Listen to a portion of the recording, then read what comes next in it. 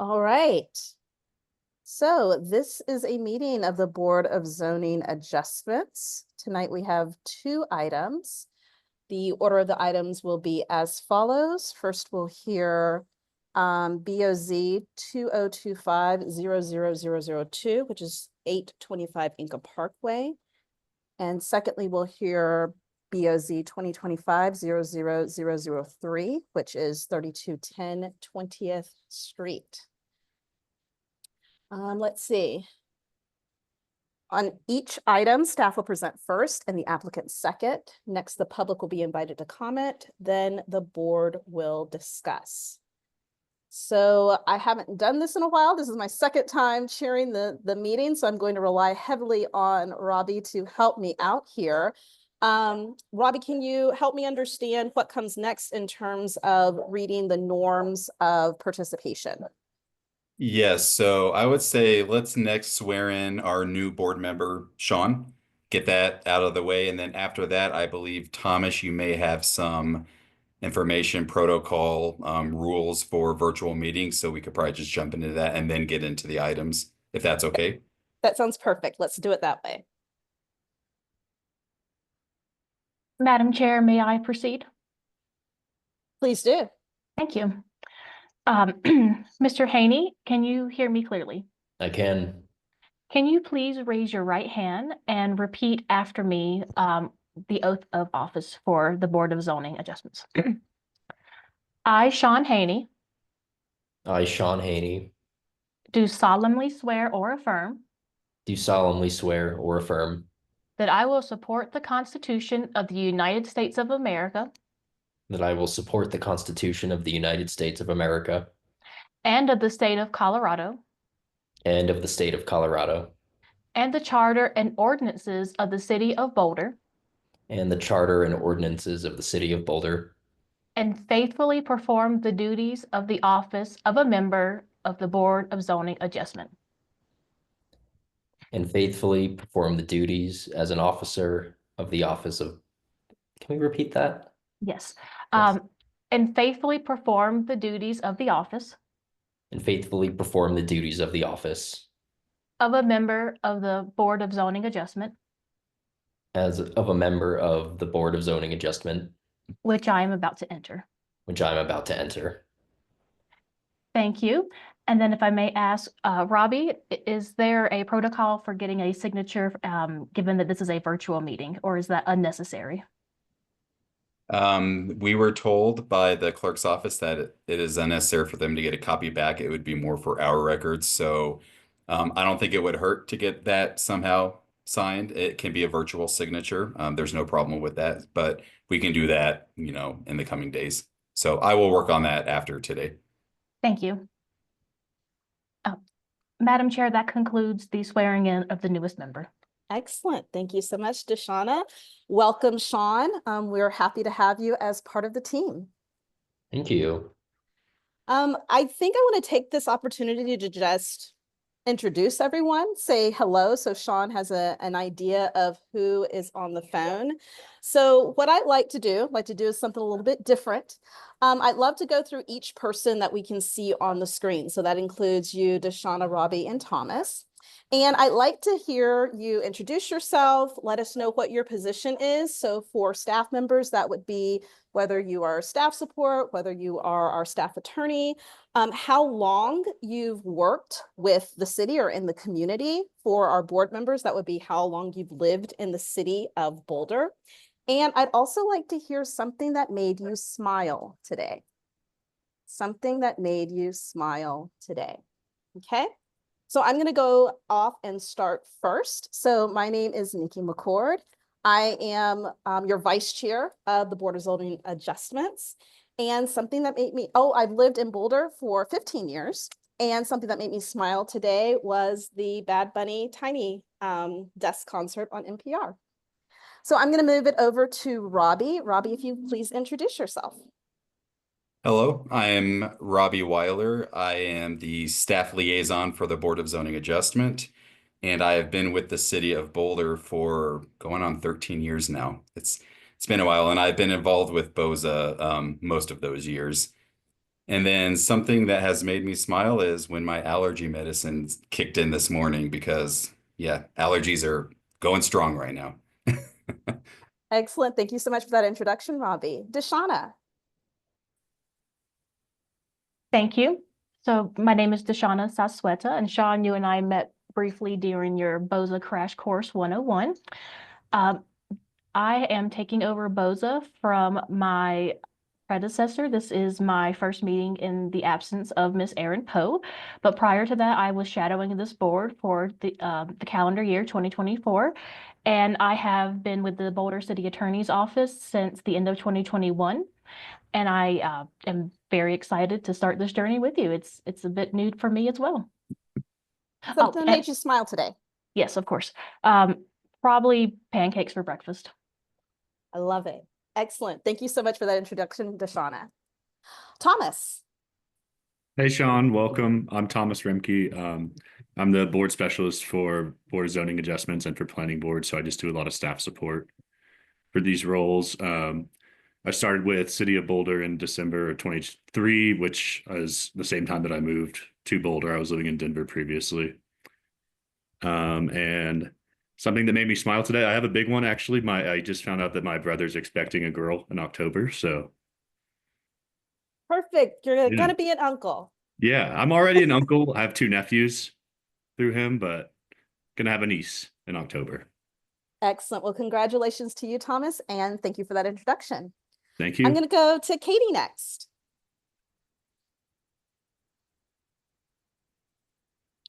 Katie, we cannot hear you.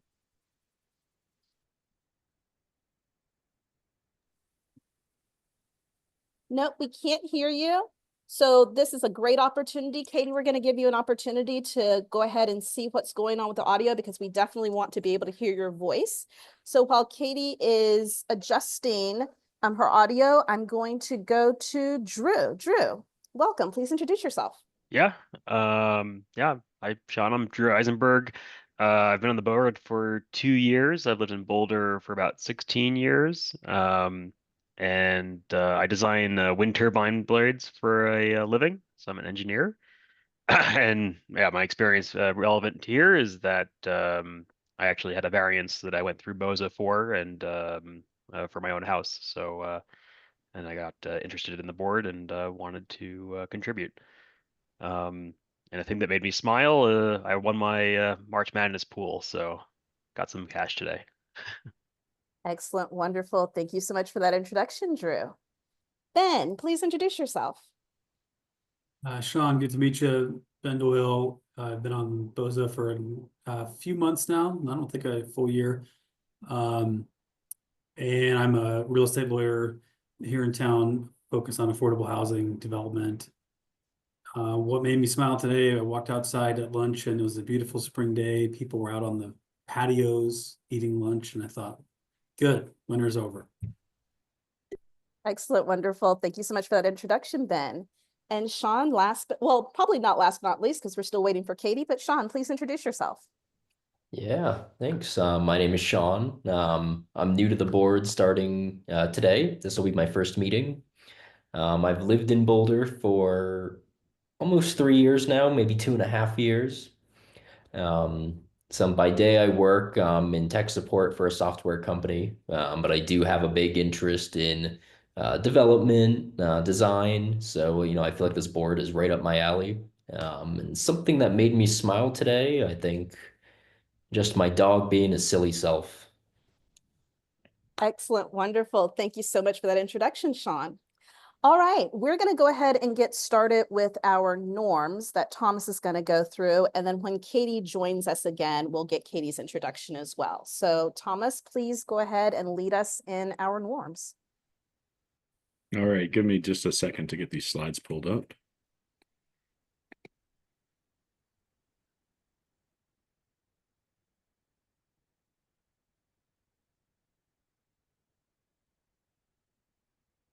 All right, so I'm just going to cover some basic rules for our public participation sections later in the meeting. The following are examples of rules of decorum found in the Boulder Revised Code and other guidelines that support this vision. These will be upheld during this meeting. All remarks and testimony shall be limited to matters related to city business. No participant shall make threats or use other forms of intimidation against any person. Obscenity, racial epithets, and other speech and behavior that disrupt or otherwise impede the ability to conduct the meeting are prohibited. Participants are required to identify themselves using the name they are commonly known by, and individuals must display their whole name before being allowed to speak online. Currently, only audio testimony is permitted. When we get to the public hearing opportunity and you're called on to speak, and when the chair announces the opportunity to speak, you can look on Zoom at the bottom of your screen and hover your mouse over this raise hand function and click on that. And then that should raise your hand, and then we'll call on you. That'll indicate that you want to speak. If you're calling in on the phone today, which I don't believe anybody is, but you can press *9 on your phone and that'll do the equivalent of raising your hand. Depending on your version, you might not have a raise hand function on the bottom of the screen. You might have to click this reactions button to expand it, and then you should see the raise hand function once you expand that. And that's all. Thank you. I'll pass Excellent. it back to you, Chair. Thank you so much for that, Thomas. All right, I'm gonna try to stall for a little bit of time while we're waiting for Katie. So I am going to review the voting rules, and I will probably review them again once we get to voting. But just so everyone understands, when we get to the point of voting, an affirmative vote of 3 or more board members shall result in passage of the motion. An applicant cannot be approved with less than 3 affirmative votes. If the first vote taken on a motion to approve or deny an application results in a tie, 2-2, the applicant shall be allowed a rehearing. A tie vote on any subsequent motion to approve or deny shall result in defeat of the motion and denial of the application. A vote of 2-1 or 1-2 on a motion shall in all respects be considered a tie. It's a lot of information to take in, so do not worry. I will repeat it again once we get to the part of voting. I would love to be able to institute some of the things of our last chair.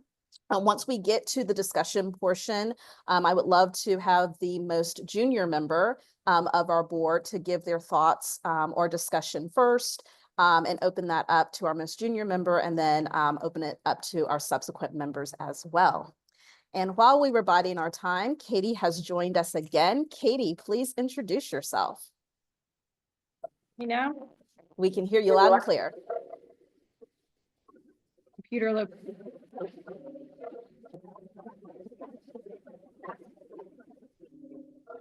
We can't hear you very well, Katie.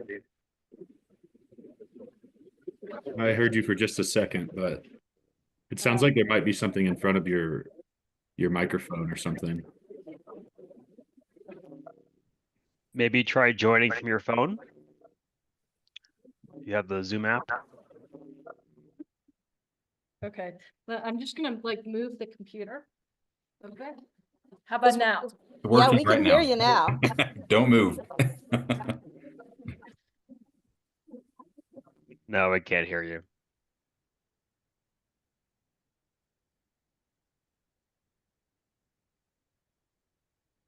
Can you?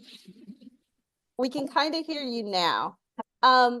If someone can send Katie the dial-in number, Katie, what you may want to do is dial in on your cellular phone and turn off and keep this window open so that you can still see the shared screen. But then mute your computer and then dial in, and then we'll be able to hear you, and then you'll be able to hear us as well. How about?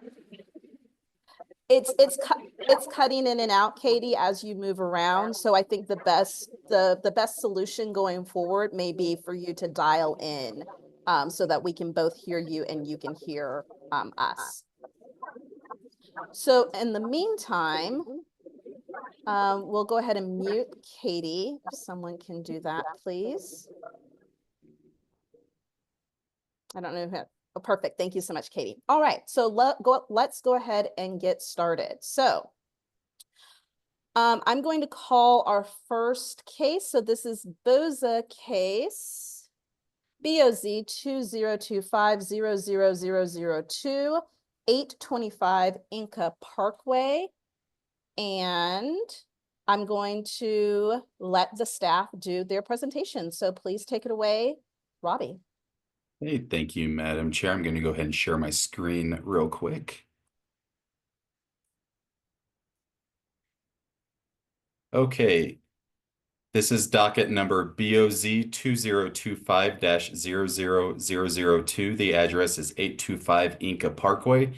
This is a building separation and setback variance as part of a proposal to recognize and establish an existing non-standard detached building in order to permit an accessory dwelling unit ADU.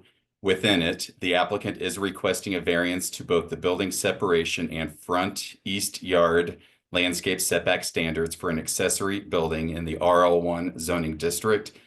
The resulting building separation between the subject accessory building and the primary building or home will be approximately 2 feet from the closest 2 points, where 6 feet is required and where approximately 2 feet, again, from the closest 2 points exists today. Additionally, the resulting front east yard landscape setback will be approximately 25.5 feet, where 55 feet is required, and approximately 25.5 feet exists today.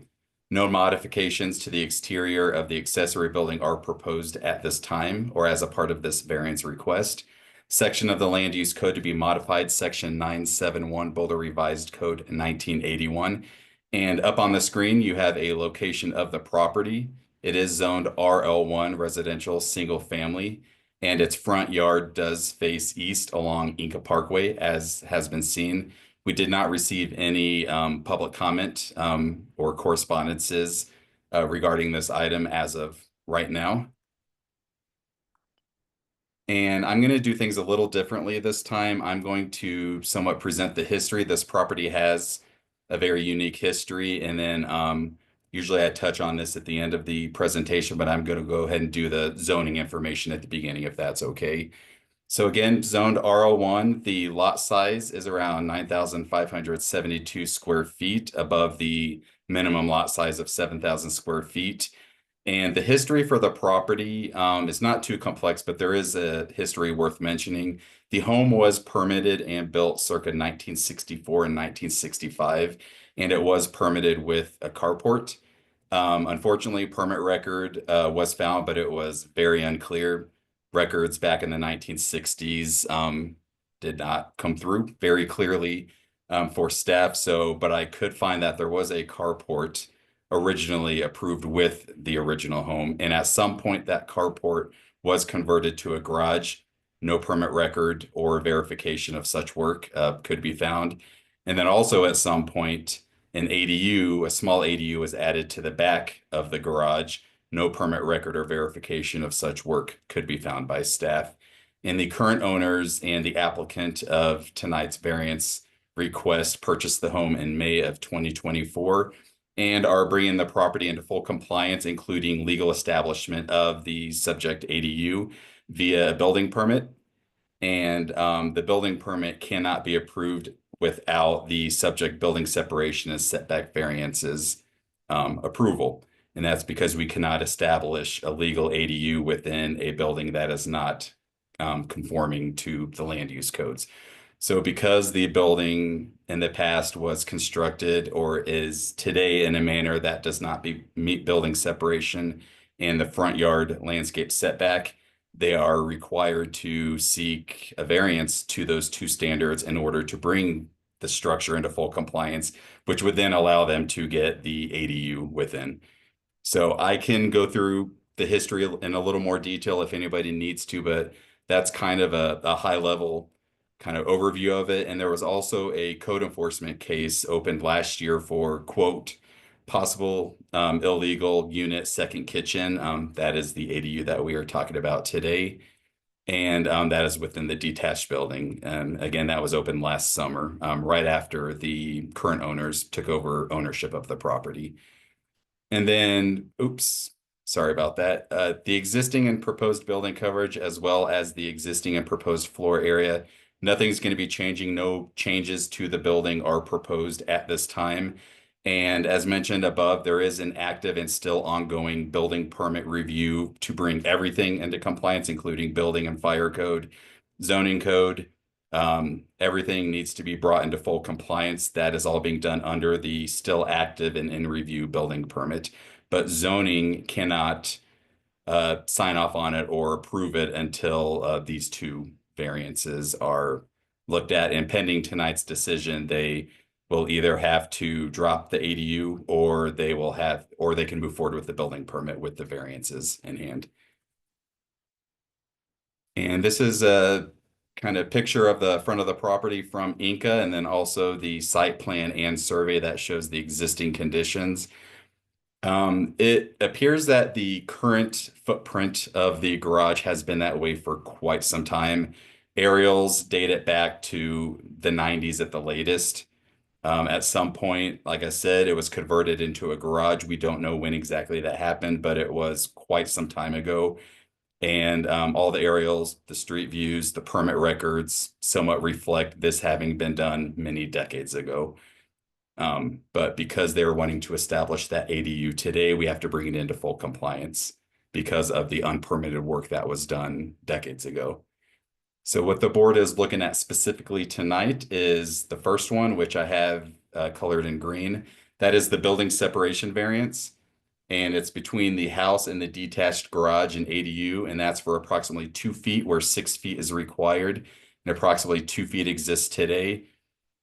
And it's not a horizontal measurement. It's not just a horizontal measurement. It can also be vertical.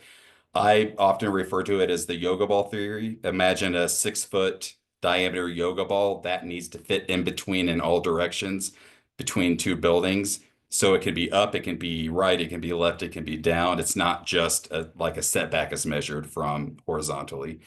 So with that, the closest 2 points of the subject detached garage and ADU and the house is approximately 2 feet, and nothing will be changing as a result of this. They just want to recognize and establish the existing conditions so they can move forward with the building permit.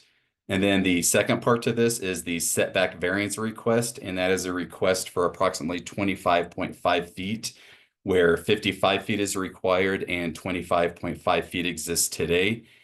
Had this been a standalone garage, we actually would have permitted the detached garage at 25 feet. We do allow garages and carports to utilize principal structure setbacks, but the second you add on a non-vehicular use, whether that's storage or a studio or an ADU, it no longer gets that privilege. So this structure needs to adhere to the standard accessory structure setback requirements, which is 55 feet. So where 25.5 feet exists today and it was legally established, because of the non-garage use added onto the back, they have to meet the 55 feet. So that is the second part of the variance request tonight. And again, no modifications to the building is proposed. This is just to simply recognize and establish existing conditions to bring the building into full conformity or full compliance. And this shows you, these are some drawings that were provided as a part of the building permit and also included with the application. You can see the darker box that somewhat shows the original footprint of the original carport then turned garage. And at some point that long extension to the left on the screen was added on. And at some point the bathroom and the small kitchenette were added. By definition, even if it's not even a full kitchen, if it has more than 2 utility hookups, it's considered another accessory unit. So with the current layout, unless they were to remove the bathroom and turn it into just a half bathroom and then also the sink, they would have to recognize this as an accessory dwelling unit. And we have a legal process for establishing accessory dwelling units, which is what the property owners and applicants are trying to do right now, bring it into conformity and make the ADU legal, whereas right now it's not.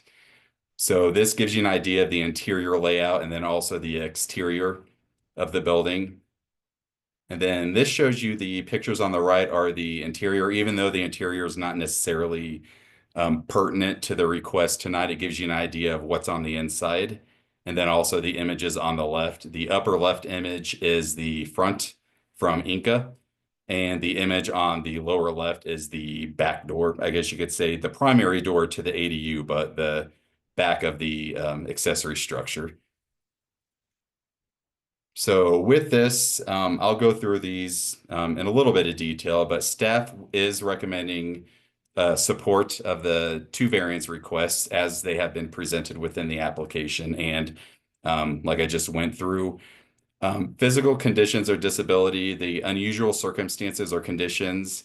One thing we recognize is that the building separation, we are not sure if it was constructed with 6 feet or not. That is very unclear. But the condition that we see today has been that way for many decades, it appears, and possibly was original to the original 1960s construction. Just at some point, some work was done. So the way we look at this is, if this was a proposal, how would we look at it?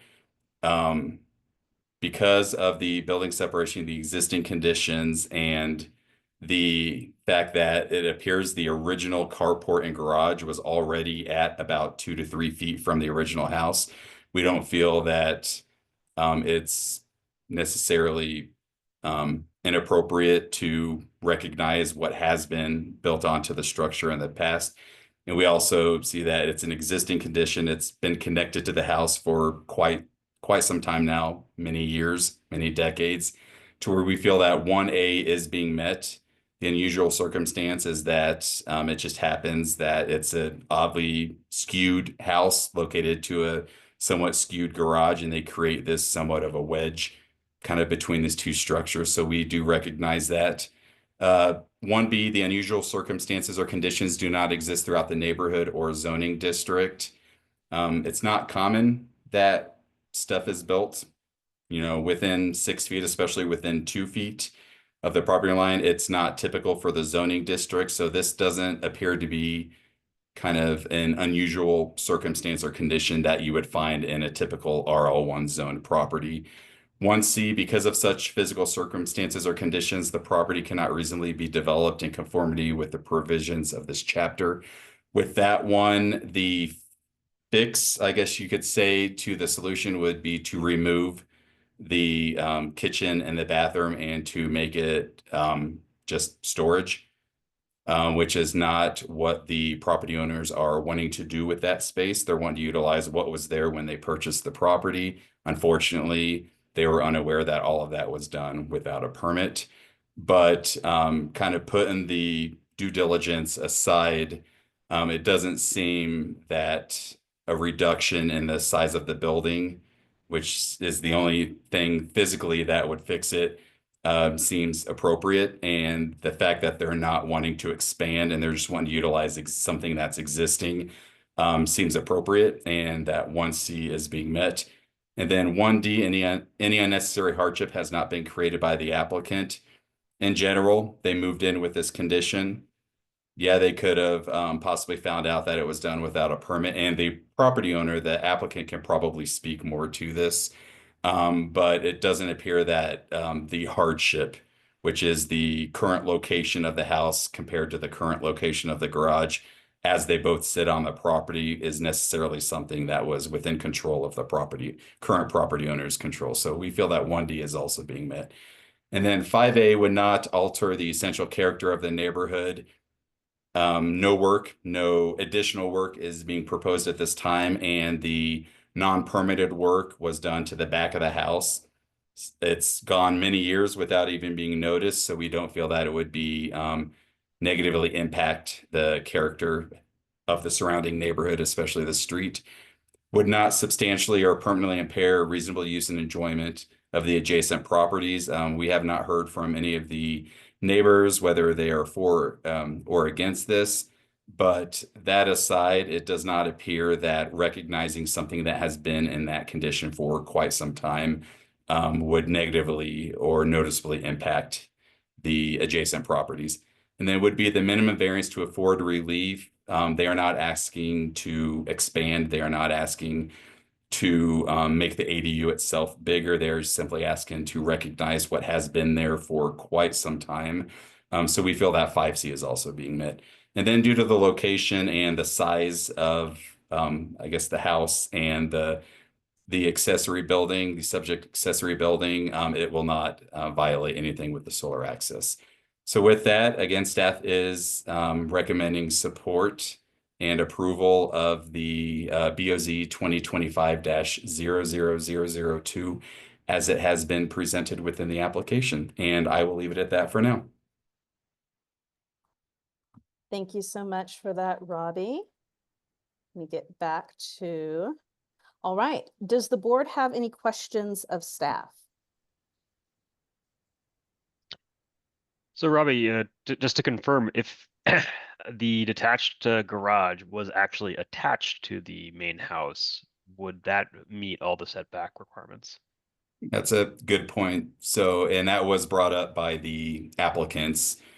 If this was an attached garage, meaning it wasn't just a breezeway, because right now there's just a breezeway roof, and we do allow those between structures. It appears to be a fully compliant breezeway structure. So the detached garage, even though it's connected by a breezeway, is still considered a detached garage. If they were to enclose that breezeway with, conditioned space, like an enclosed walkway, that would then make the now detached garage an attached garage, and it would become a part of the principal structure and would need to adhere to principal structure setbacks. And going to your question, Drew, this property would comply with all of the principal structure setbacks, which would be 7.5 feet from the north and then 25 feet from the east. And right now it sits at 10 feet from the north and 25.5 feet from the east. So if it were enclosed, if they were to turn that breezeway into an enclosed entryway, it would still meet principal structure setbacks. Thanks. Thank you, Drew. Any other questions for Robbie? Ben? Robbie, do you mind just restating the staff rationale on 9.23 H1, so the first criterion? I followed you on all the rest, but I just didn't quite follow the very first criterion. And that really comes down to the part that's other physical conditions peculiar to the affected property. It really comes down to the kind of the location of both the detached structure and the principal home, how they are placed. They've been in that placement for quite some time now, and any work done to either of the buildings would likely result in the need for a variance. So we just felt that the kind of peculiar location, the orientation of the two structures to the lot itself creates somewhat of a unique circumstance. Thank you. Thank you, Ben. Any other questions for staff?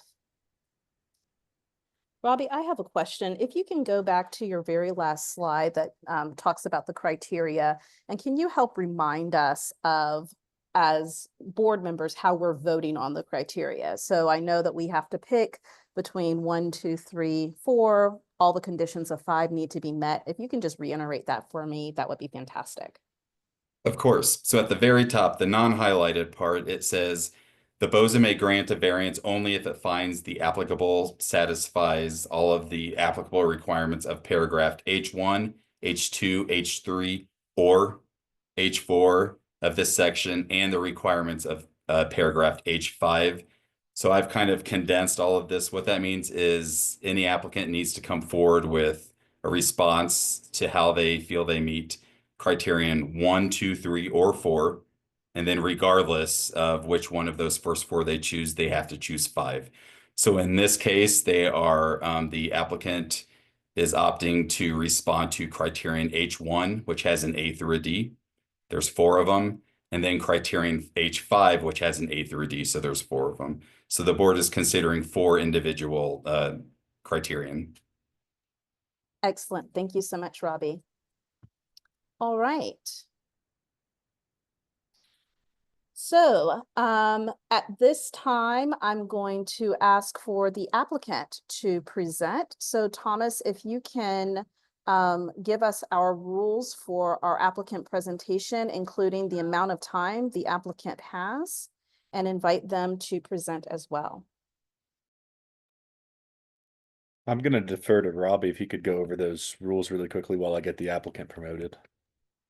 Yeah, no worries. So the applicant, so this is the time for the applicant to either add on to what I have to say, correct something that I said that may have been incorrect, or just to kind of present whatever they would like to. This is your time, applicant, to speak directly to the board.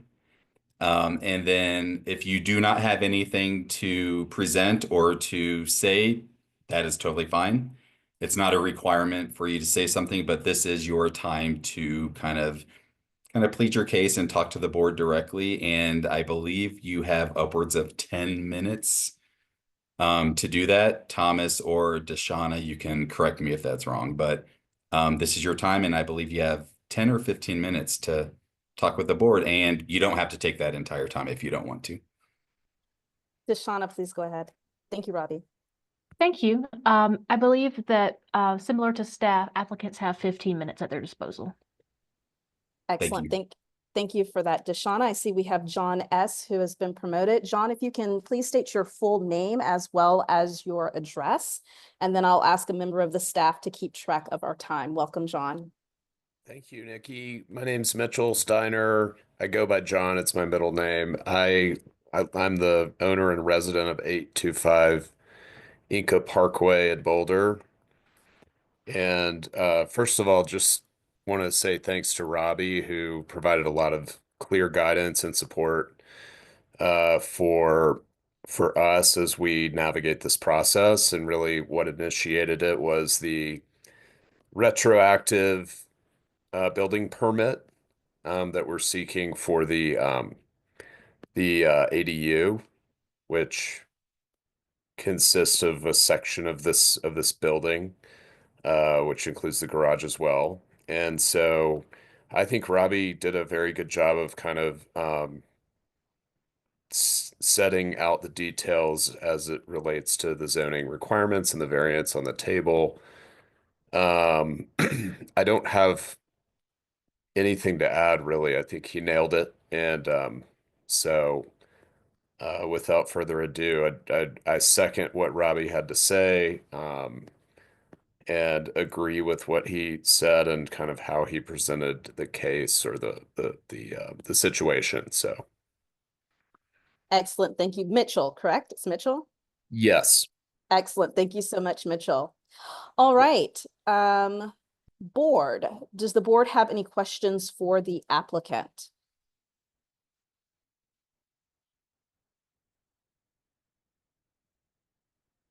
Seeing no questions from the applicant, I'm now going to open it up to public testimony. Thomas, can you let us know if anyone would like to, from the public would like to speak on this variance? I'm sorry, you cut out there. Do you see anyone from the public who'd like to speak about this variance? Oh, okay. Thank you, Nikki. Yeah, so just to be clear, this is our opportunity for public participation. If there's anybody that would like to speak to this item, please go ahead and raise your hand. I'll give it a minute in the attendees list. Otherwise, we can move on. I'm seeing no raised hands at the moment. Excellent. Wonderful. Thank you so much.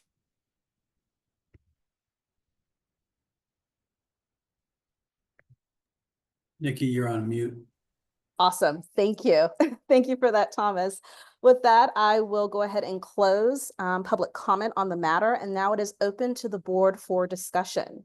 So I'm going to go ahead and start with Sean. Do you have anything that you'd like to discuss in terms of this matter? Nothing in particular. I guess just a question on, if the variants were approved, how would that affect the enforcement violation that was filed in June? I can speak to that.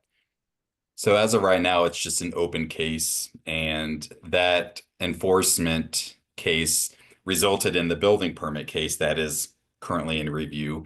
So it really impacts the building permit before it impacts the enforcement case. One led to the other. So if pending tonight's decision, if an approval were not granted, they would have to revise the building permit accordingly. And the enforcement case just kind of sits there and waits for everything to happen. And then as soon as a building permit is approved, I believe that is kind of a green light for an enforcement case to be considered addressed. Excellent. Thank you so much, Sean. Ben, anything to add to the discussion? I appreciated staff's presentation, and it sounds like the applicant is in agreement with staff. It seems to me that, you know, and based on the record before us and just looking at the facts against the criteria here in section 923 of the code, it all seems pretty straightforward to me, other than the one that I asked about with the you know, or do we have unusual physical circumstances or conditions? I think we do, given the, you know, what I'll point to is the irregularity of the building's location on this particular lot. So I'm at the moment leaning in support of the variance, but would be curious to hear the discussion of the board. Excellent. Thank you so much for that, Ben. Drew, please go ahead. Yeah, no, I agree with what Ben just said. I also think that the orientation of the principal structure with the detached garage makes it really awkward to connect the two, and so I do think it is a peculiar physical condition that exists, and so going through all the criteria, I believe it meets it, and I would be in favor of supporting this variance. Excellent. Thank you so much, Drew. Katie, anything to add? Katie, we can't hear you. We can only read your lips. All right, I'm seeing. I think. Okay, excellent. Thank you so much for that, Katie.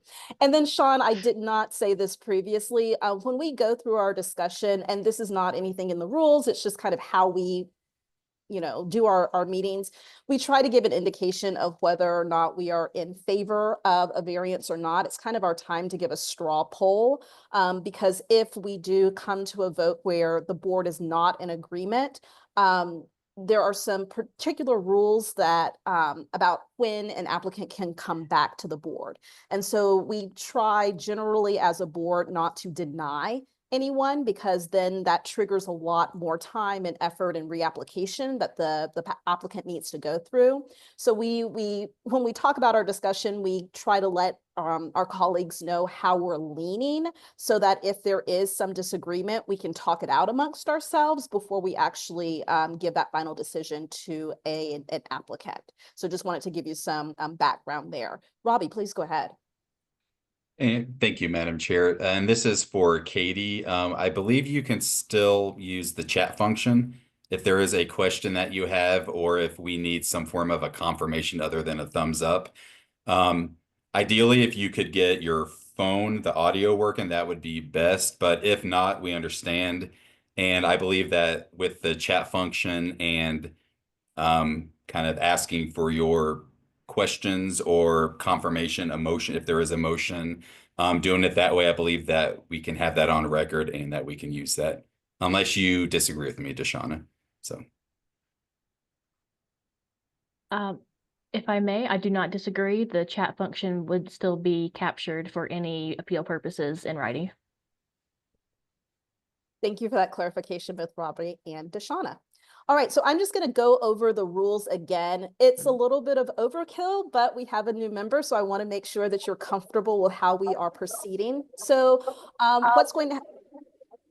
Can y'all hear me? We have to mute Katie because there's a bad echo when she is unmuted. Okay, excellent. Thank you so much for that. So I'm going to go ahead and read the rules. What's going to happen next is I'm going to ask for someone to propose a motion. We'll get a second, and then we will go ahead and vote. But here are our voting rules. So an affirmative vote of 3 or more of the board members shall result in passage of the motion. An applicant cannot be approved with less than 3 affirmative votes. If the first vote taken on a motion to approve or deny an application results in a tie 2-2, the applicant shall be allowed a rehearing. A tie vote on any subsequent motion to approve or deny shall result in defeat of the motion and denial of the application. A vote of 2-1 or 1-2 on a motion shall in all respects be considered a tie. So with that, I'm going to open it up and ask for a motion on this item. Just a brief comment also to maybe assist Sean. I feel like so BOZA is often approving the exterior form of the building, right? So to your question about the enforcement case, I tend to think it's probably on the inside, and so we don't really, pertain to that. So just a little extra context. I don't know if that's helpful.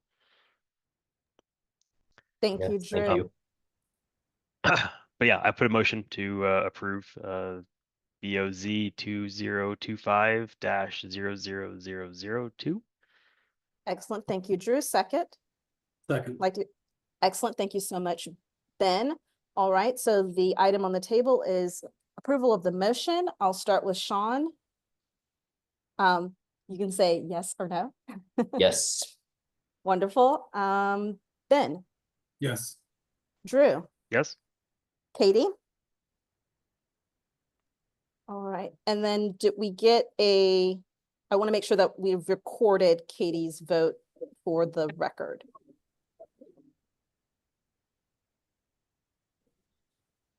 So Katie, we're either going to need you to verbally confirm or write something in the chat.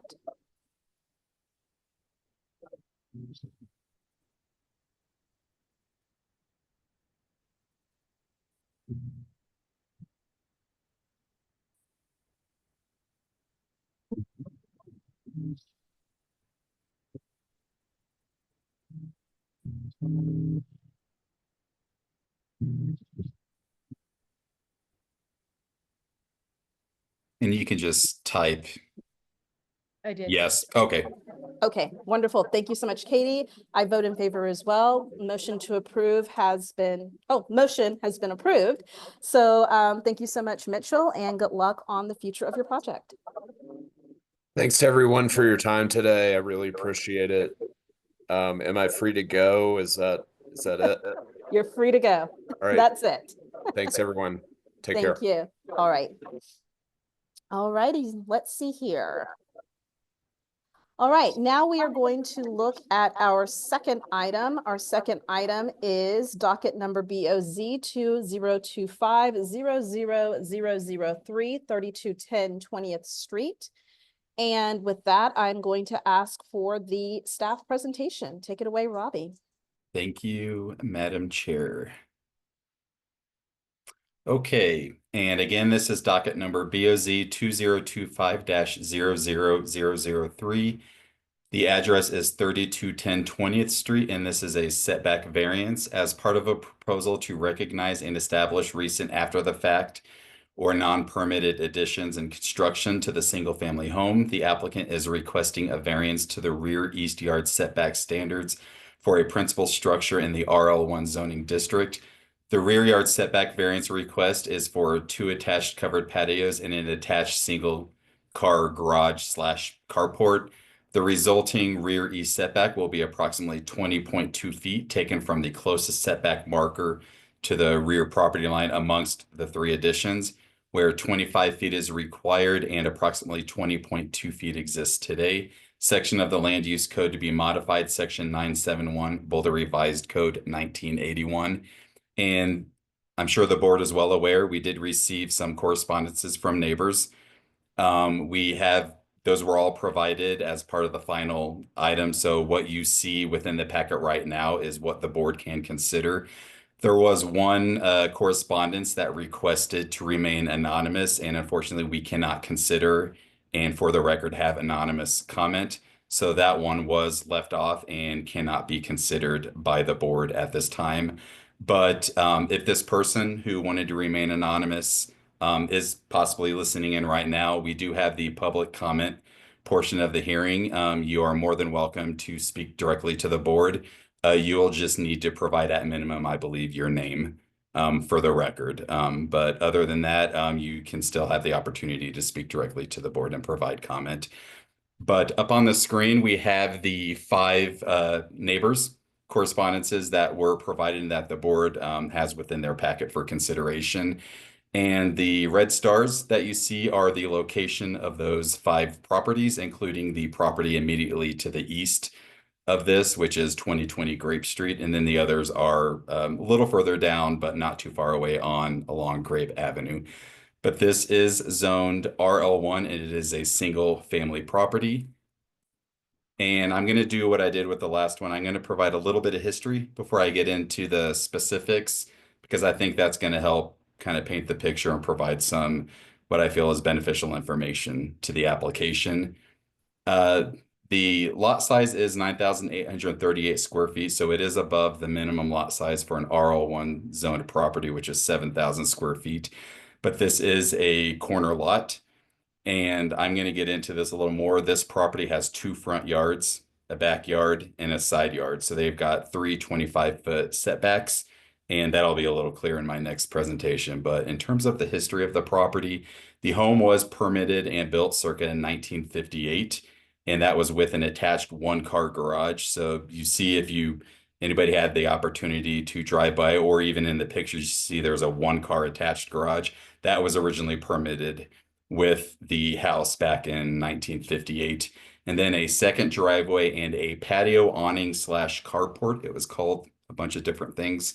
In the historic records, was permitted and built circa 1963. It was labeled as an awning in some of those materials, and it was constructed at about 23 feet from the east property line. So not identical to what is out there today with the non-permitted replacement of the carport, but very close. What was built back in 1963 was at about 23 feet from that east or rear property line.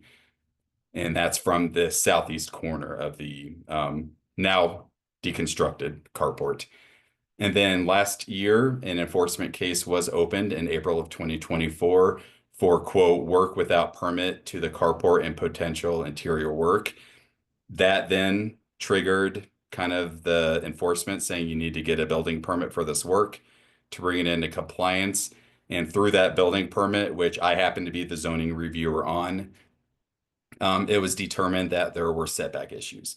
So this was an after the fact permit. The work was already there, although not completed, but the work was already in place without a permit. So what we would call an after the fact permit was initiated, which means we're reviewing it after it's already been done. You still don't get an automatic pass for having to meet all of the bulk and control standards, setbacks, height, all of that still comes into play. And our job is to make sure that it is all being reviewed appropriately and approved appropriately per Title IX.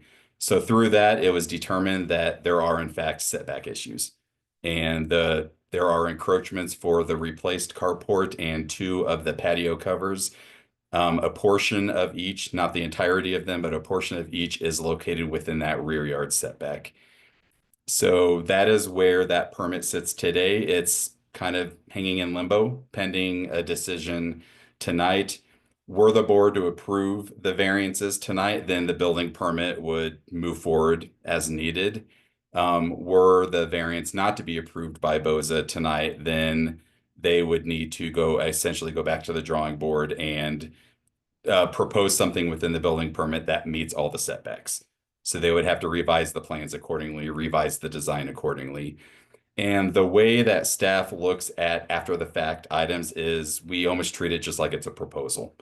We're looking at this like it's somebody coming to the board proposing to replace the carport and proposing to add 2 covered patios in their backyard. And it's also worth mentioning that there is an enforcement case and then a subsequent building permit that are dealing with the unpermitted work that was done.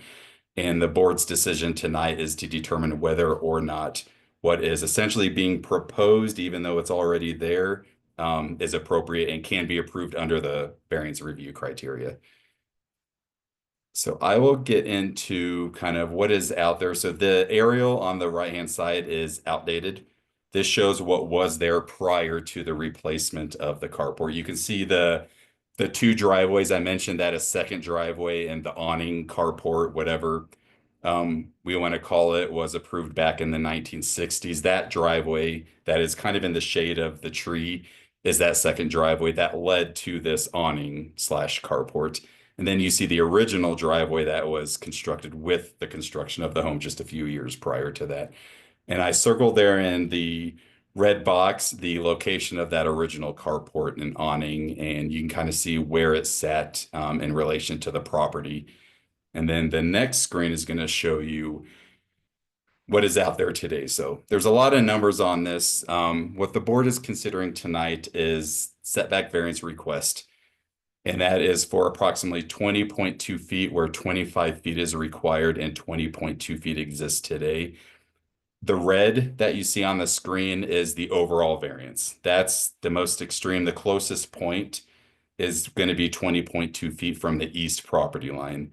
And you can also see that I've labeled the yards. So the front yard of this property is the west yard along 20th Street.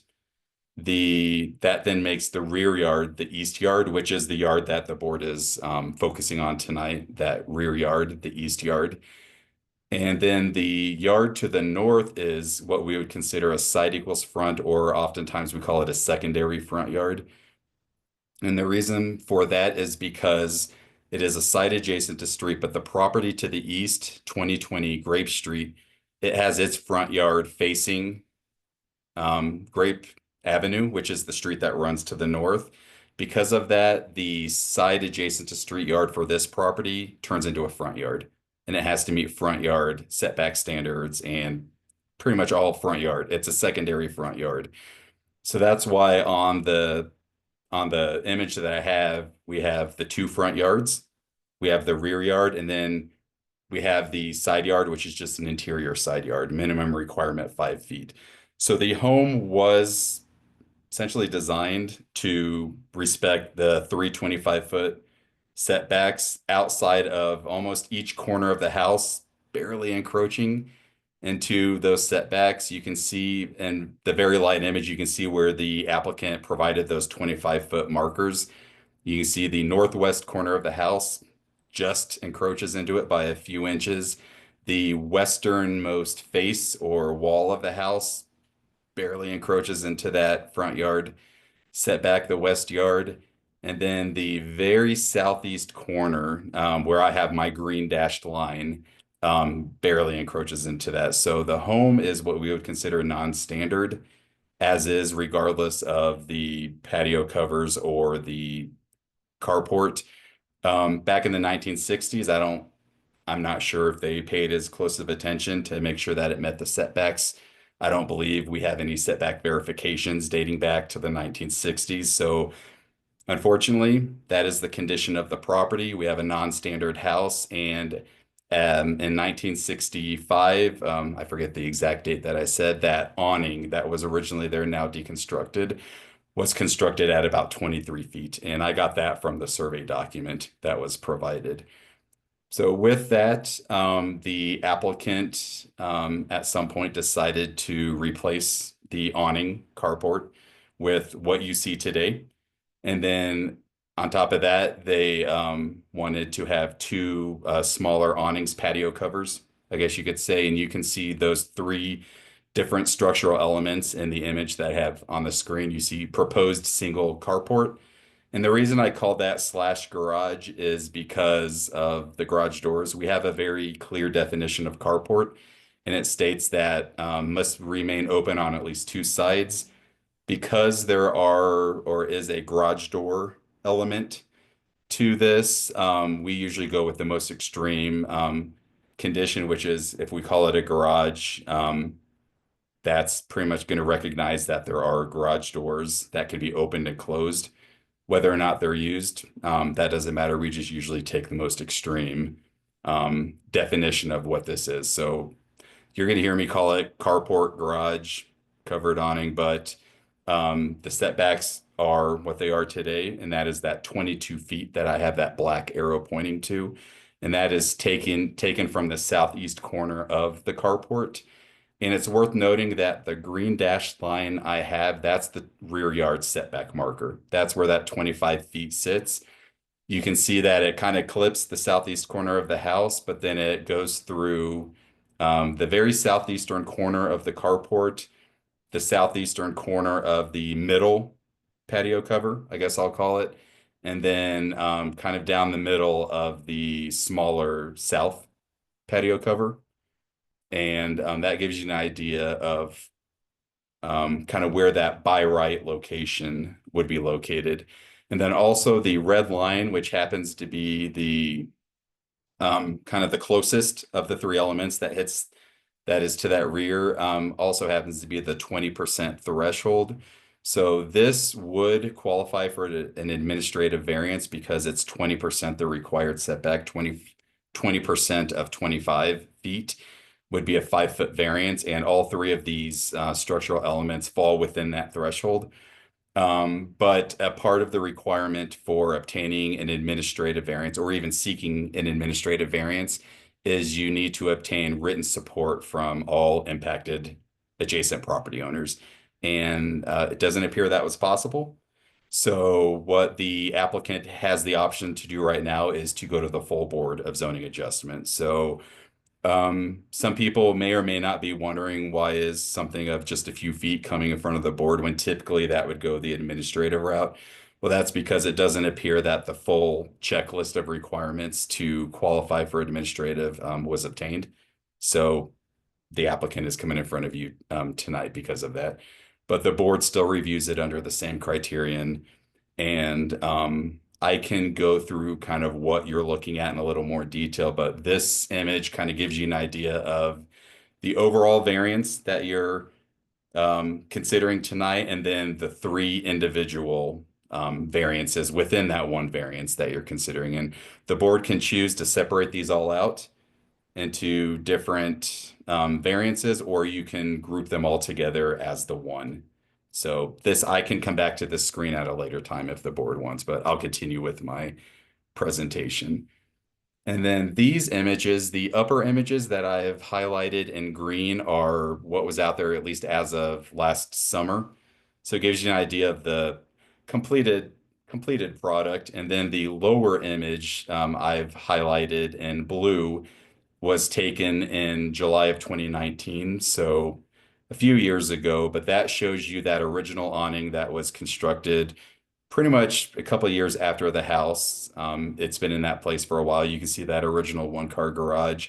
You can see how the awning ties into the house, and then how the new carport ties into the house. And then one of the letters from the neighbors actually provided some good photos of kind of the side view of what they look like. Hopefully the board was able to look at those, but this gives you an idea of what was there and what is there today.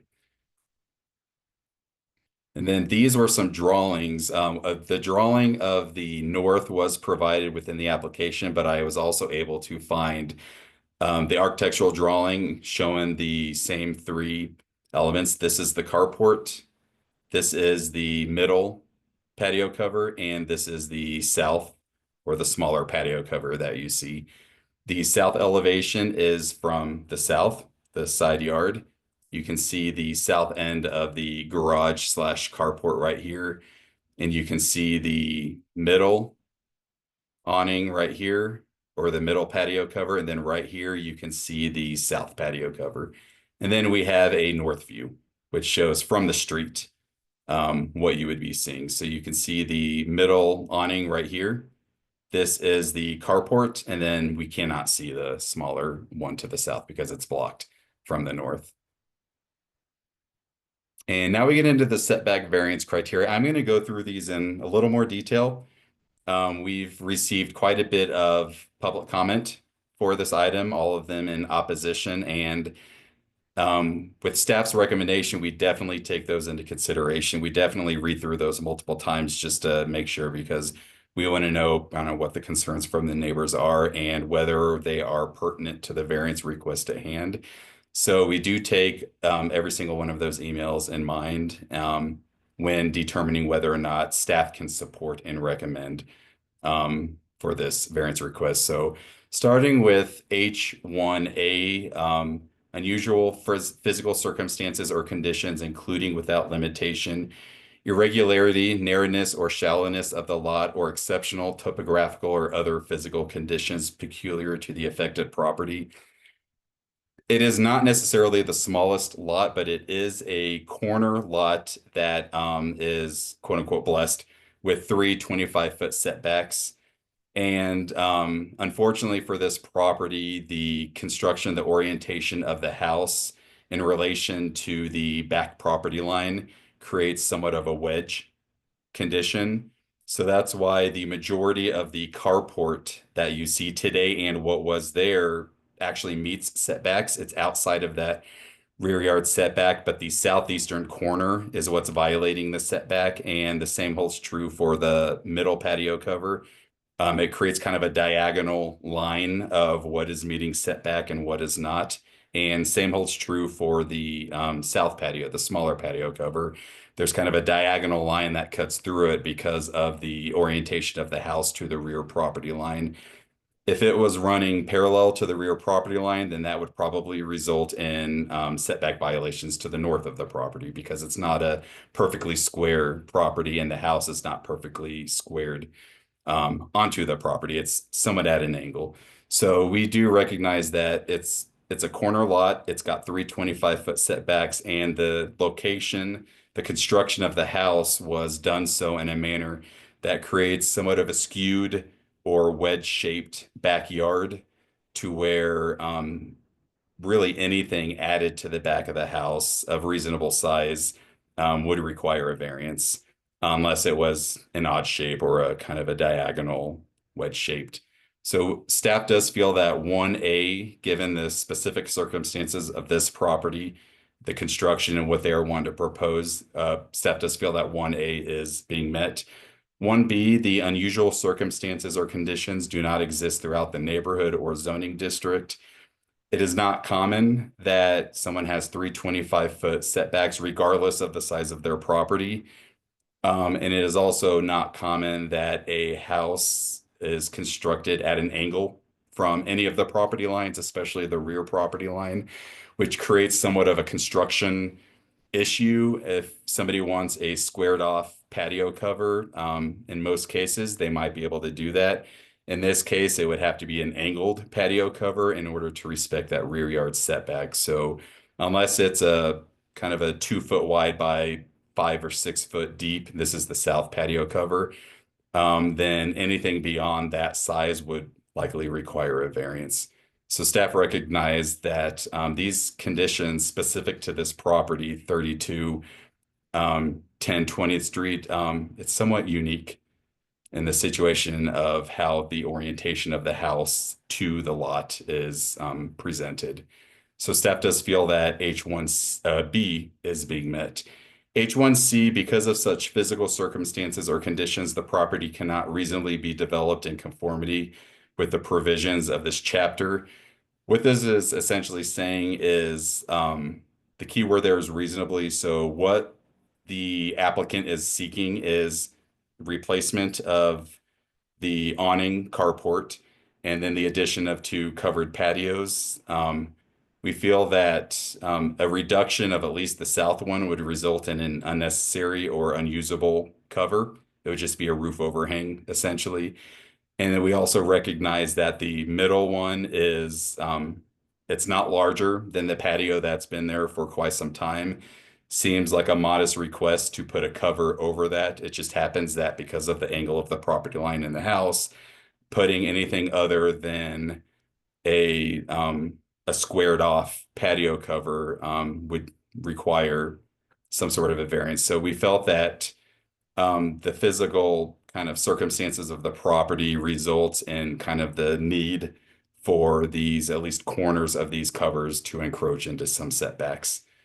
And then any unnecessary hardship has not been created by the applicant. Staff does recognize that the applicant did do this work before a permit was obtained. So in that sense, yes, the hardship was somewhat created, but at the same time, we recognize that it's not just one hardship.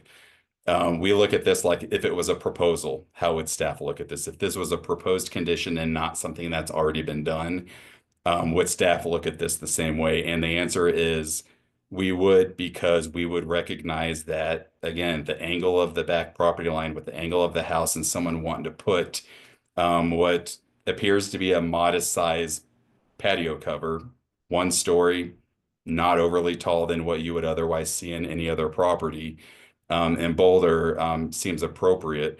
So we're looking at the hardship in the sense that it is the property, it is the orientation of the house, and it is the need of the property owner wanting patio covers. That results in us feeling that 1D is being met because the hardship itself is the location of the house, the location of the patio, and the location of the rear property line.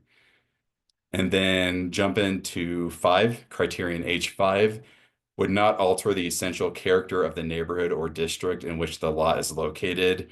Staff does appreciate all of the feedback and the comments made by the surrounding property owners. We also recognize that and feel that this would not negatively impact the character of the neighborhood. In fact, the property to the east, 2020 Grape itself received a rear yard setback variance back in 1985 to allow for that rear addition at 21 feet where 25 feet is required.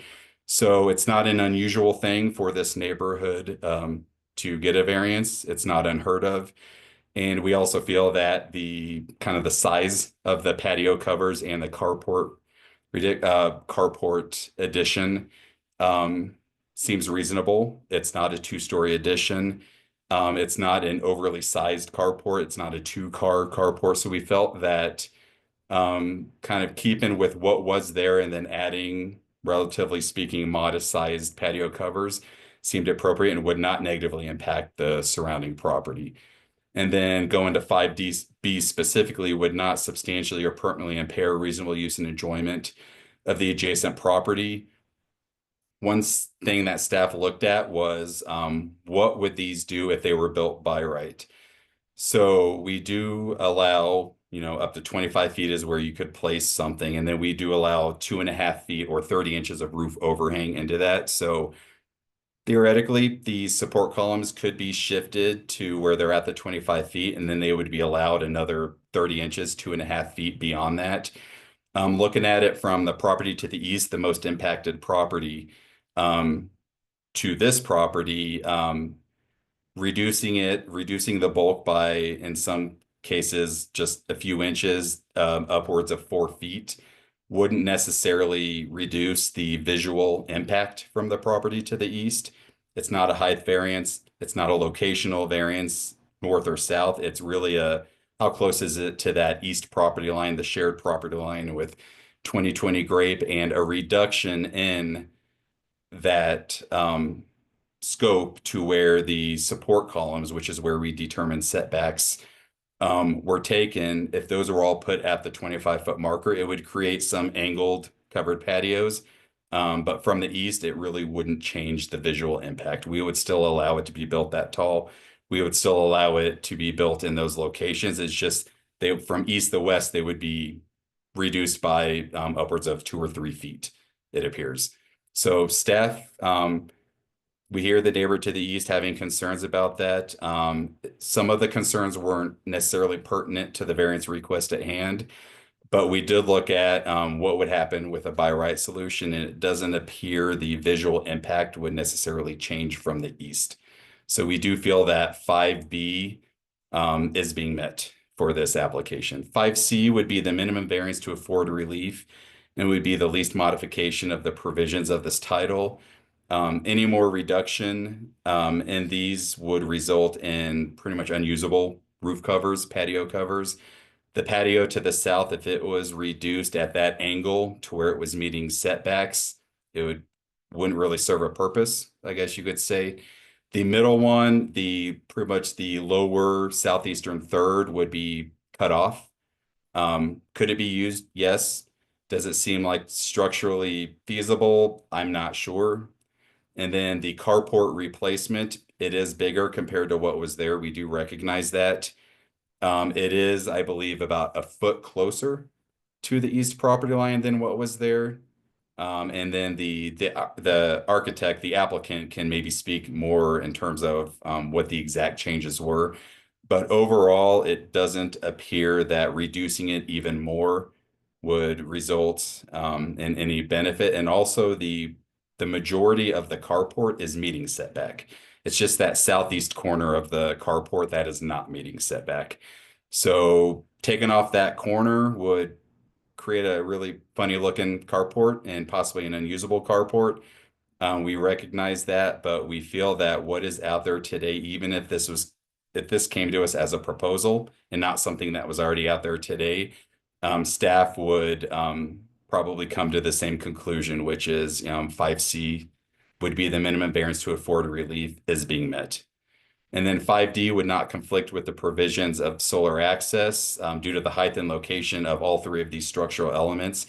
Solar access is not being violated, and that has actually already been reviewed through the building permit. So height and all other setbacks and interior have all been reviewed through building permit. The only issue that is preventing an approval of the building permit are the setback issues, which is what the board is considering tonight. So that's a lot. That's a lot of information in numbers and me using the word angular and wedge. But if you have any questions, I'd be more than happy to answer them and then also go back to any of the slides. So with that, I will hand it back over to you, Madam Chair. Thank you so much for that very thorough report, Robbie. I appreciate all the detail that you go into in terms of educating us as a board. With that, I'm going to open it up for questions for staff. So I'm going to start with Sean. Any questions for staff?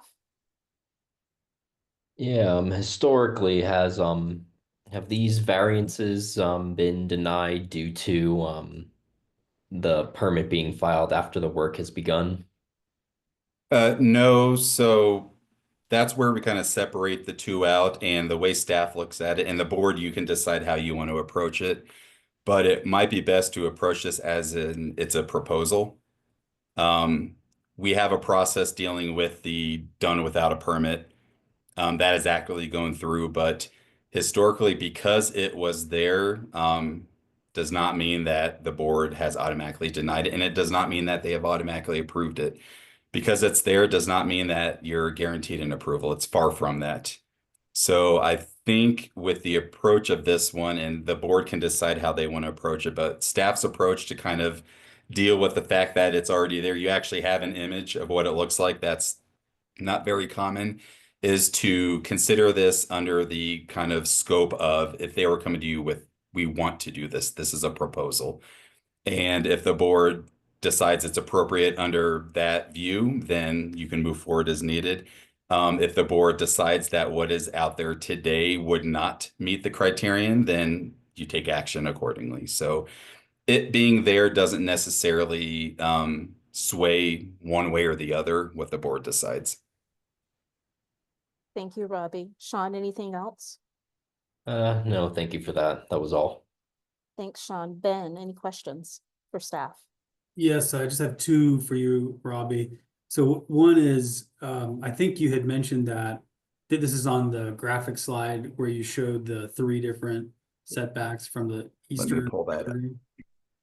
I think you had sort of presented this as it's a single application, but if the board wanted to, we could look at those 3, the 22 feet, the 20.2 feet, and the 20.3 feet.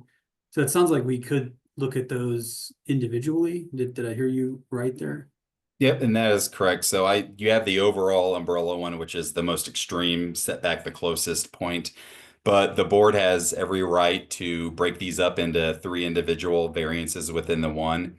All of that information has been provided within the application. It's not new information. It's just I provided it in a way that kind of separates it out. So if the board decides, even if you're just wanting to discuss it with the 3 different elements, that's completely appropriate. And then you can decide to separate it out at time of motion if there is a motion, or you can just use the general overall umbrella. Okay, thank you. And my second question relates to the gray box on this same chart that's on the other side of the primary structure in the front yard there. Right here? Yeah, so if I understand correctly, that we do not have a setback issue there. Is that correct? That's really not part of our consideration tonight, even though it's depicted here. Correct. So that is the front porch and it meets all the standards, and that's been kind of given the green light through the building permit, but because the building permit cannot be approved at this time, it hasn't technically been approved. But the front porch is not a part of the purview of tonight's variance request. Okay, thank you. That's all, Madam Chair. Thank you, Ben. Drew, any questions for staff? Yeah, I think some clarity on the roof overhang that you mentioned Yes. would be good. Right, I believe you're allowed 30 inches of roof overhang, is that correct? Correct. So what I was trying to say, sorry if it Yeah. wasn't clear. So this green line is the 25-foot marker. That's where you can construct up to. So imagine all of these. It looks like there's 1, 2, 3, 4, 5 support columns needing a variance. If these were all moved to this 25-foot marker, which we would allow through a building permit without a review, we would then allow an additional 30 inches of roof overhang into the setback beyond those. So you've got your 25-foot marker, and then you've got an allowance of up to 2.5 feet beyond that. And if somebody comes in with a 3-foot roof overhang where the wall of the building's at a setback marker, that would technically require a variance because you're over by about 6 inches when it comes to our allowed roof overhang. So we allow, regardless of the location of the support columns, as long as they meet setbacks, we give you 2.5 inches of roof overhang, and those can encroach into a setback. 2.5 feet. 2.5 feet. Thank you. Okay. Any other questions, Drew? Nope. Thank you, Drew. Katie, any questions for staff?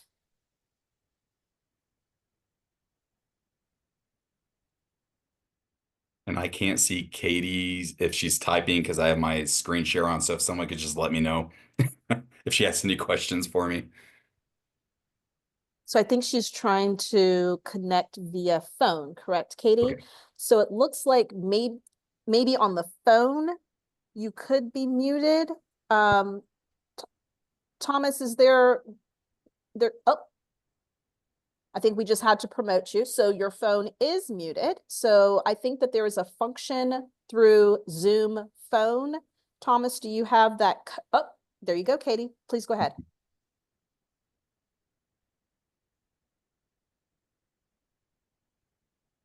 I cannot hear you over the phone, Katie.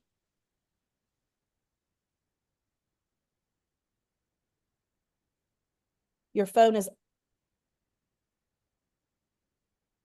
We cannot hear you, Katie, unfortunately. I apologize.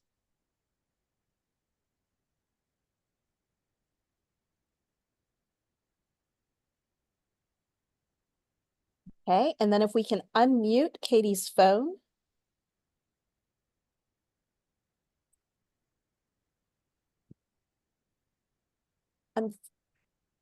No, we cannot hear you, Katie, unfortunately.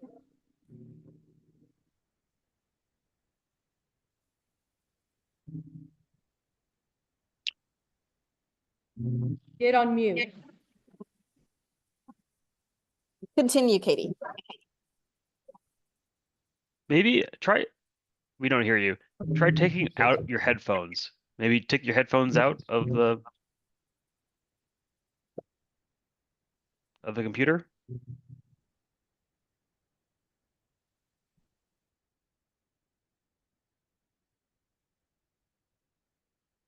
No, now you're muted as well. You can type something to me if Yep. you wanted. Why don't you go ahead and type, Katie? We're going to give Katie an opportunity to type her questions to staff.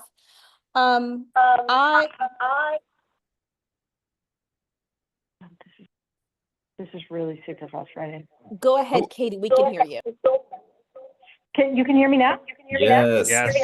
But Don't turn move. off the audio. Drew, if you can go on mute, please. And if everyone else can go on mute, please. All right, can you guys, how's that going? Just my only question was for Robbie. Jesus. If you turn off the volume on your computer, there won't be an echo. Sweetie, do you know how to do that? I'm trying to, I don't know how to turn off my. Gotta go to settings. My husband.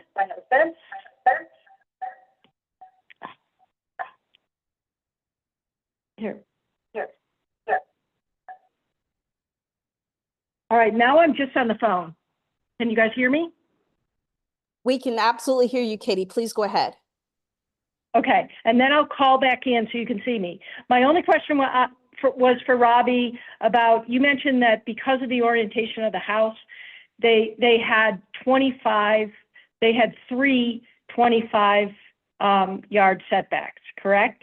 And that was a peculiar function of the way the house was oriented?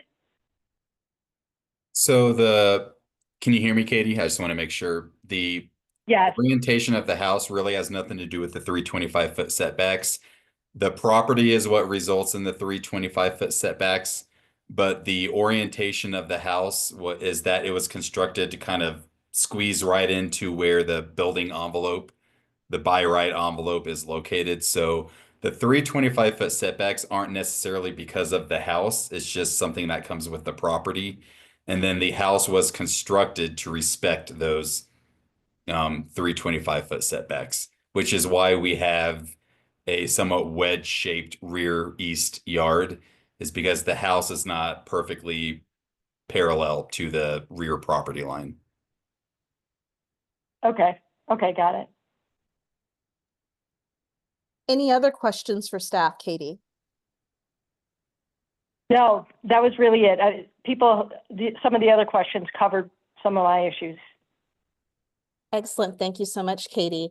Any other questions for staff? I believe my questions were also answered by my colleagues, but I wanted to open it up just in case if any additional questions arose from the board to the staff.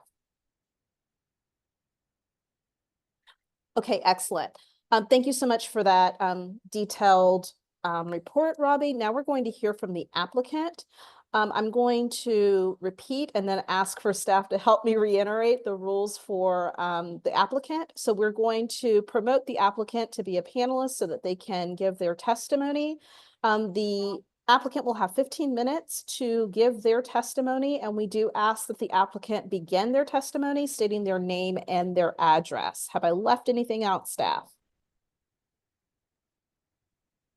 I think it sounds good. And then I believe after the staff or the applicant presentation, the board can ask questions to the applicant.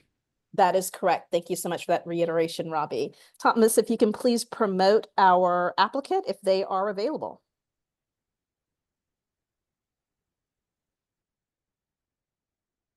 Sure. Give me just 1 second. I'm working on it.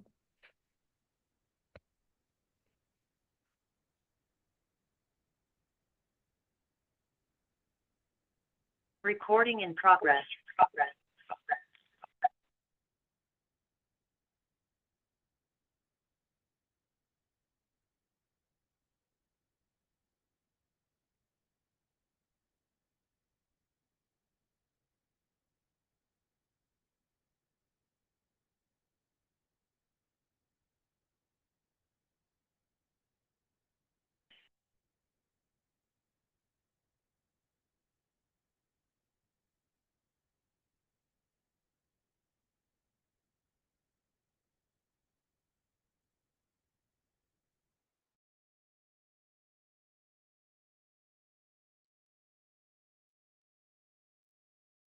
I believe they're rejoining as a panelist, so it may just take a second for them to get back in.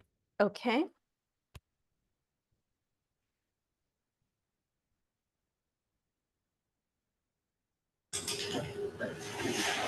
All right, so I'm going to try to bide a little bit of time while we're waiting for Katie to rejoin, either by video or audio. I see we have 2 people who are represented by the applicant. You all have 15 minutes total in your presentation, so just wanted to let you know that. And if both of you are speaking, we do ask that each one of you introduce yourselves individually and give your address as well, so we understand where you're coming from as well. Our other board member has joined, so please, applicant, go ahead with your presentation. Thank you. My name is Jeff Van Sandbeek. I'm a principal architect here at Lodestone Design Group. Our business address is 501 Walnut Street in Frederick. Do you need a home address? Is that good enough? With me is Scott Robinson. Okay, I'm Scott Robinson. I'm the senior architectural designer at Lodestone, working on this project. And so, yeah, I'm the lead on this project. So I guess to start with, I want to thank Robbie for his work on this and the presentation. I don't know that we have a whole lot to add to that, other than I did want to sort of reiterate a few things, and then I do have some sort of history on the project and a little bit of timeline information, if that's useful for your deliberation. So I guess to start with, I wanted to reiterate sort of where the questions were going and what Robbie was talking about in terms of what actually this variance is requesting. Essentially what we're looking for is a variance to the location of the columns that are holding up these porch roofs, as well as the overall length of the porch roof. The exterior use of the patios, the outdoor living, landscaping, all of that is by right. It's not actually part of this variance application. So from our point of view, any of the concerns from the neighbors about outdoor uses or acoustics or that sort of thing may not be directly related to the variance that's actually being applied for in this case. So I think that's pertinent at any rate. So as far as a little bit of history on the project, we actually started with the owners back in 2023 on this project. They actually reached out to the neighbor to the east to try to get their feedback and sort of their feedback on the design and what their thoughts were. There was actually an ongoing conversation at that time about the height of landscaping, height of the structures. The actual location of the structures I don't think was ever really discussed. And then since then, they've sort of been unable to get communication back from the neighbor. I think, as Robbie suggested, that this process would have been reviewable through the administrative variance process if they had been responsive, but the neighbor refused to participate in that process, so we're going this way. Since then, we worked with the owners to put together the permit set for the remodel. It included a full architectural set as well as structural engineering for the improvements. That got packaged up, handed to the contractor, and as far as we knew, it was submitted, approved, and they performed construction based on approved permits. It turns out that wasn't the case. So now what we're doing is going back to, as Robbie mentioned, get the after the fact permit. From our point of view, this process would have happened a year ago if in fact it had been submitted for permit.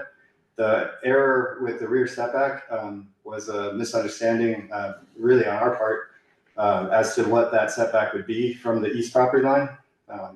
So the drawings that are submitted now that are before you would have been in front of you a year ago had this actually been submitted for permit.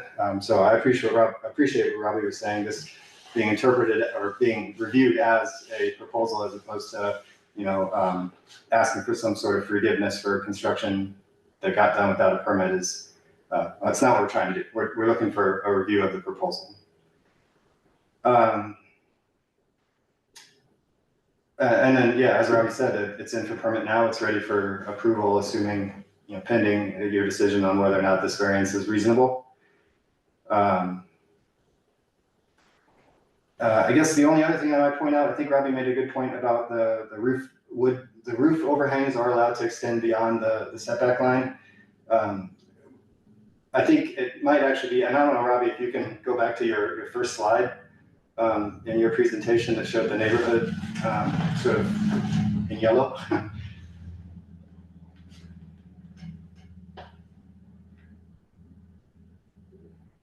Like one of the things that's sort of my understanding of what's critical in a variance application is sort of showing hardship as well as showing the uniqueness of your hardship.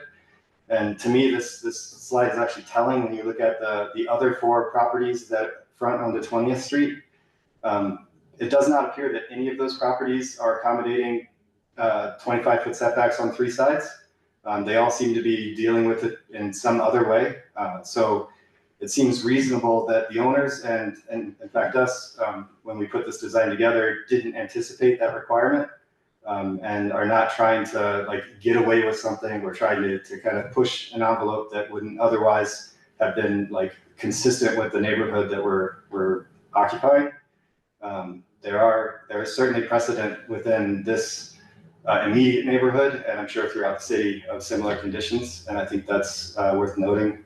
I would also note that if the front setback had been interpreted as Grape Street as opposed to 20th Street, then we would have a side setback on the east property line. That side setback would be a lot less restrictive. Offhand, I don't remember if it's 7.5 feet or what that distance would be. As it is, with our proposed roof line being 20-something feet away, we are way less impactful to the neighbor than any of the other neighbors continuing to the east from this lot. Each of those is closer to 5 feet, 7 feet from the property line. And I think what we're doing is essentially very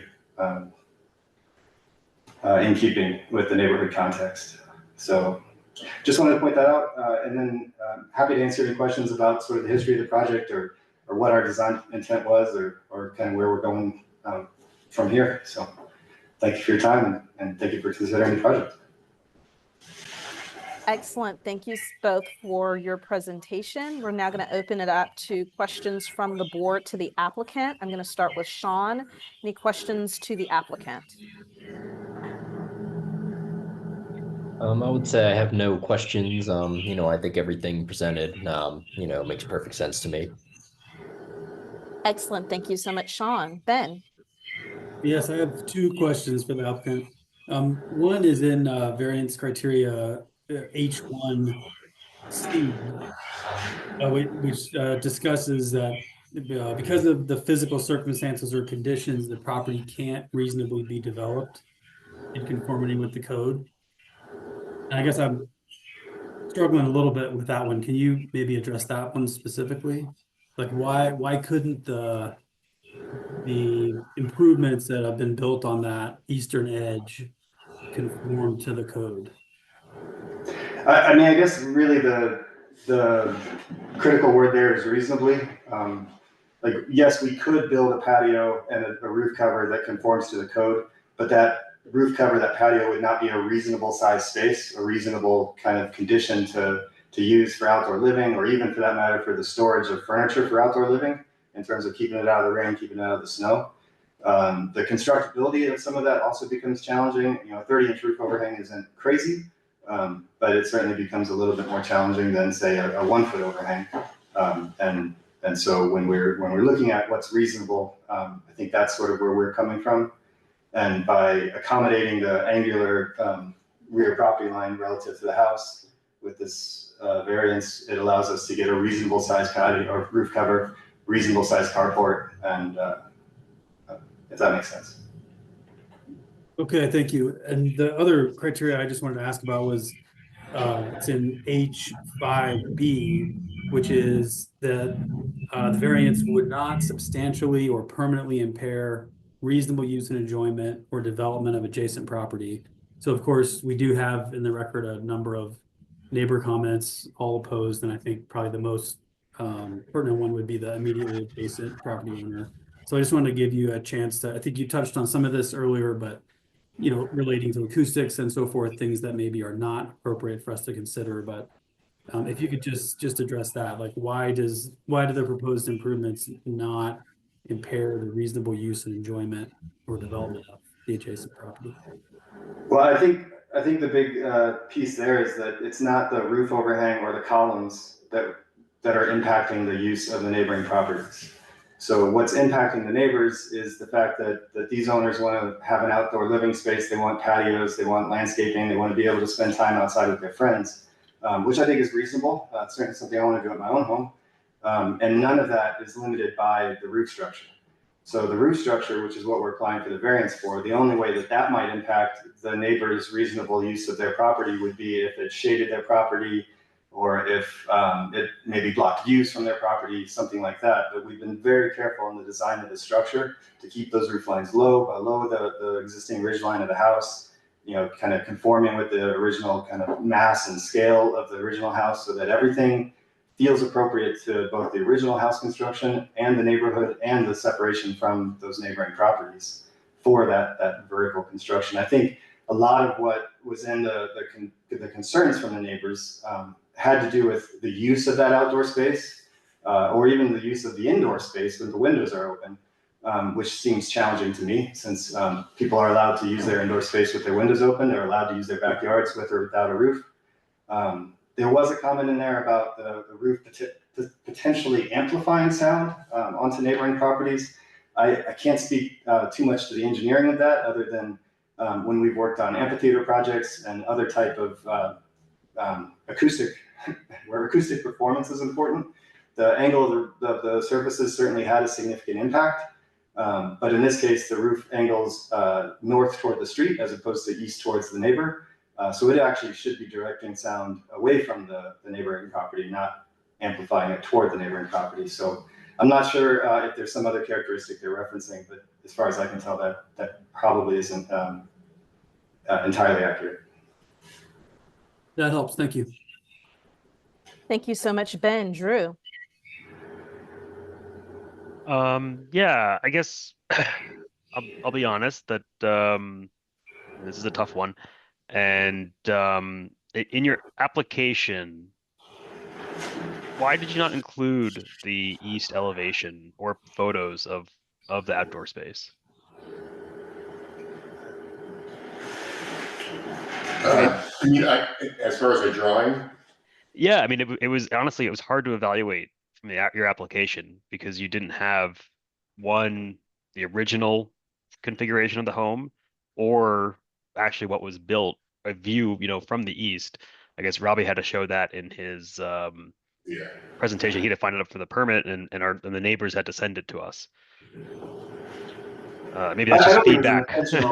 It certainly wasn't intended as an omission from like trying to hide anything. I think part of it is that everything that we're trying to do has been submitted from our point of view, to the city for building permit review. And what we were trying to do is simplify the permit, this variance application, as much as we could, so that you weren't having to review, reams of paper. I'm sure you do anyway. Well, I guess it's not paper anymore. But I mean, I apologize if it felt like we were trying to hide something, but frankly, like, you're the city, if that's fair. And it seems to us like once something's submitted, I recognize there's left and right hand at the city, but it's sometimes confusing for us. Yeah, we don't see it unless it's in the application. So it makes sense. But yes, but that's probably more of why something was omitted rather than some intentional deceit. Okay. Any other questions, Drew? I think that's it at this time. Thank you, Drew. Katie, either type or ask your questions, please. All right.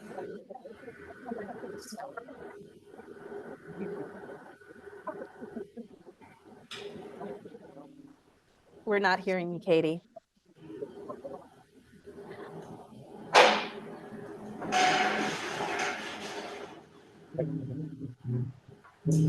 While Katie is typing her questions, I have 3 questions that I'm going to go ahead and ask. Oh, actually, we'll go ahead. And Katie says no questions. No questions at all, Katie? Excellent. Wonderful. Thank you so much for that, Katie.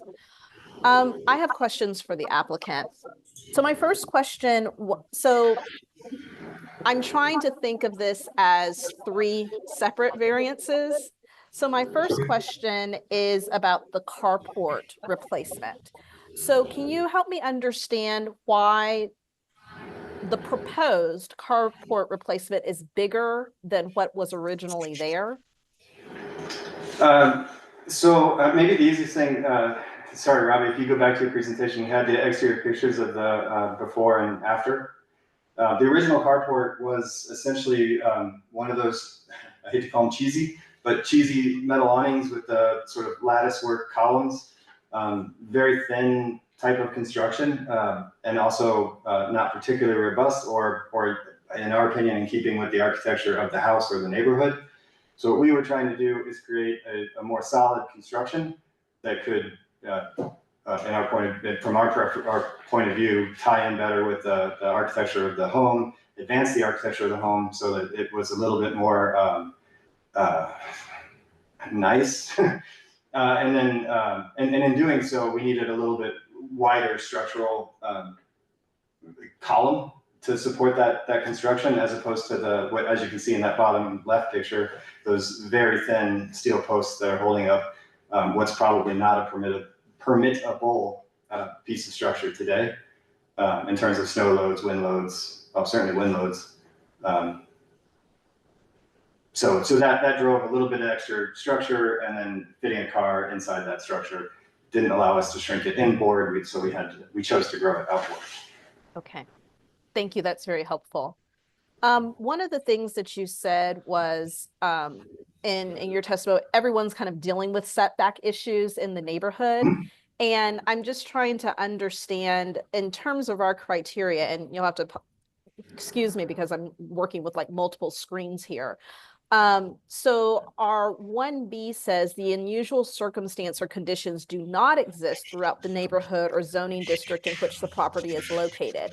But what I'm hearing from your testimony is actually this is common in the neighborhood in terms of people having to deal with setback issues. So can you help me understand how you're responding to criteria B, as the unusual circumstances or conditions do not exist throughout the neighborhood or zoning district?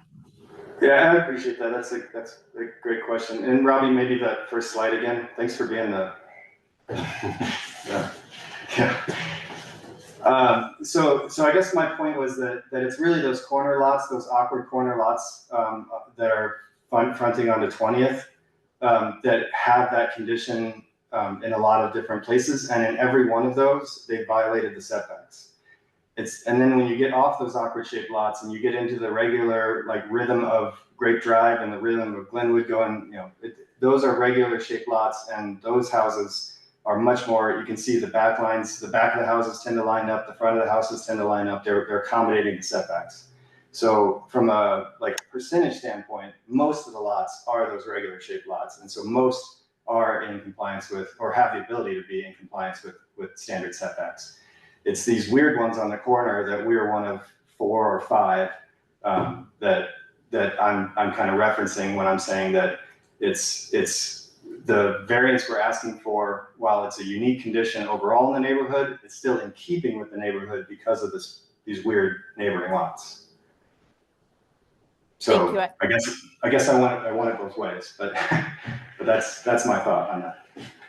I appreciate it. Thank you for that answer. And then my last question at this point is, I'm trying to understand the difference between what is proposed and what is allowed by right. So we keep talking about this overhang, and what I've heard from Robbie is if it's constructed by right, there is an ability for, I believe, 2.5 feet that it can encroach with, no problems whatsoever.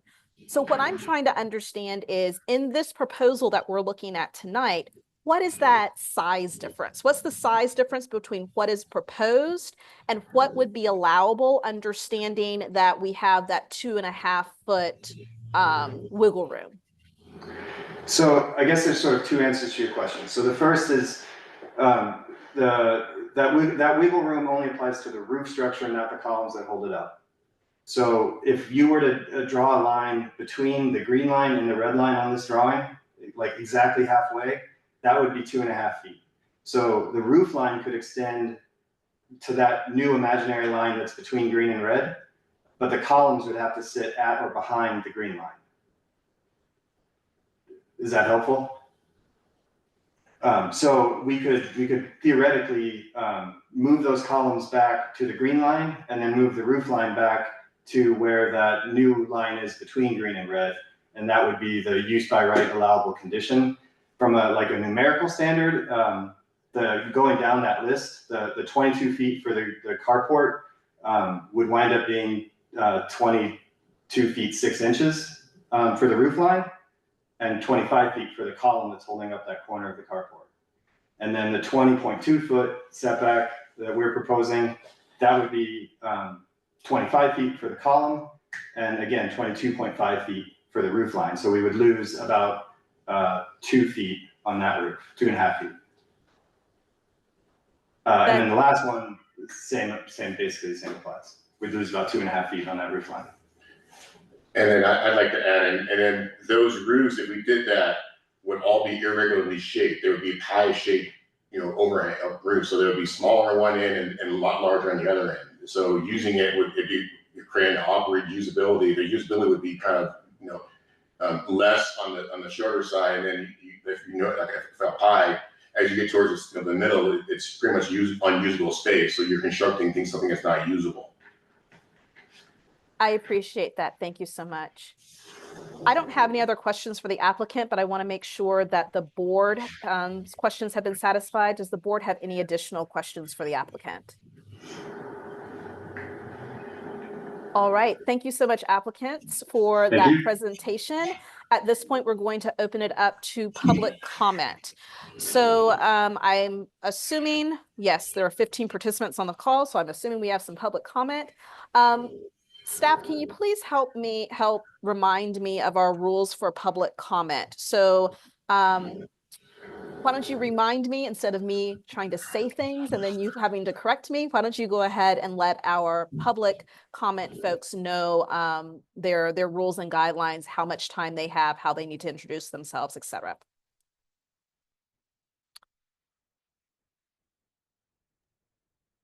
Sure. Thank you, Nikki.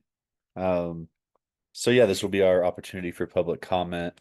Each speaker can have up to 3 minutes to speak, and I will pull up a timer that you should be able to see on my screen. Let me know if you all aren't able to see that in just a moment. Please keep discussions civil and related to the subject matter, and that's pretty much the primary rules. We'll ask you to go ahead and raise your hands if you want to speak. That way we know about how many people we're expecting. We have one raised hand at the moment. Excellent. So Thomas, I'll give you an opportunity to go ahead and put that timer on the screen so we can see that.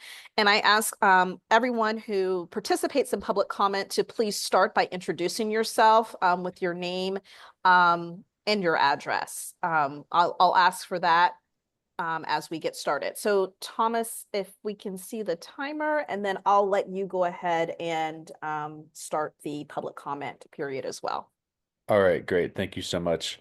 Yeah, the timer won't appear until it actually starts, and I'm having to bounce back and forth a little bit with the unmuting.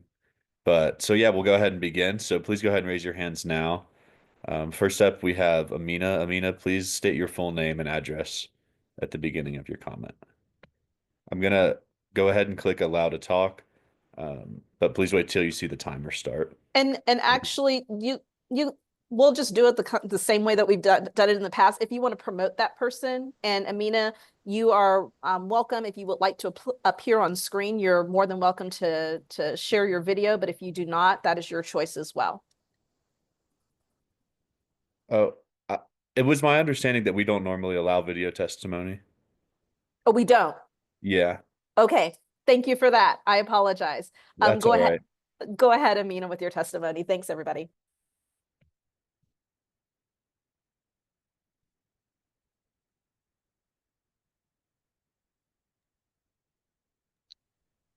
Thank you. Now, can you hear me?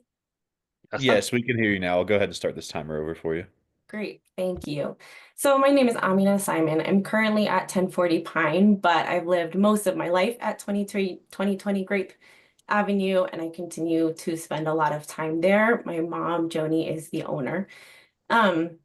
So I wanted to speak to a couple of points that have come up so far. First, the applicants had mentioned, and a few people had mentioned, the administrative variance application. And I did want to just clarify that my mom and myself were communicating willingly with the owners about their application for their request for that variance, but they were really not forthcoming with information when we were asking about what it was they wanted us to agree to and my mom to agree to. So I did want to mention that it's not entirely true that we were not being cooperative. We didn't feel that it was being approached fairly for our about the impact on us. I also wanted to address the item of, or the claim of the property not being able to be reasonably developed, which a couple of you have asked questions about as well. And I'm not sure why it hasn't been necessarily talked about the potential for development of a patio or living space on the other side, so on the west side of the home.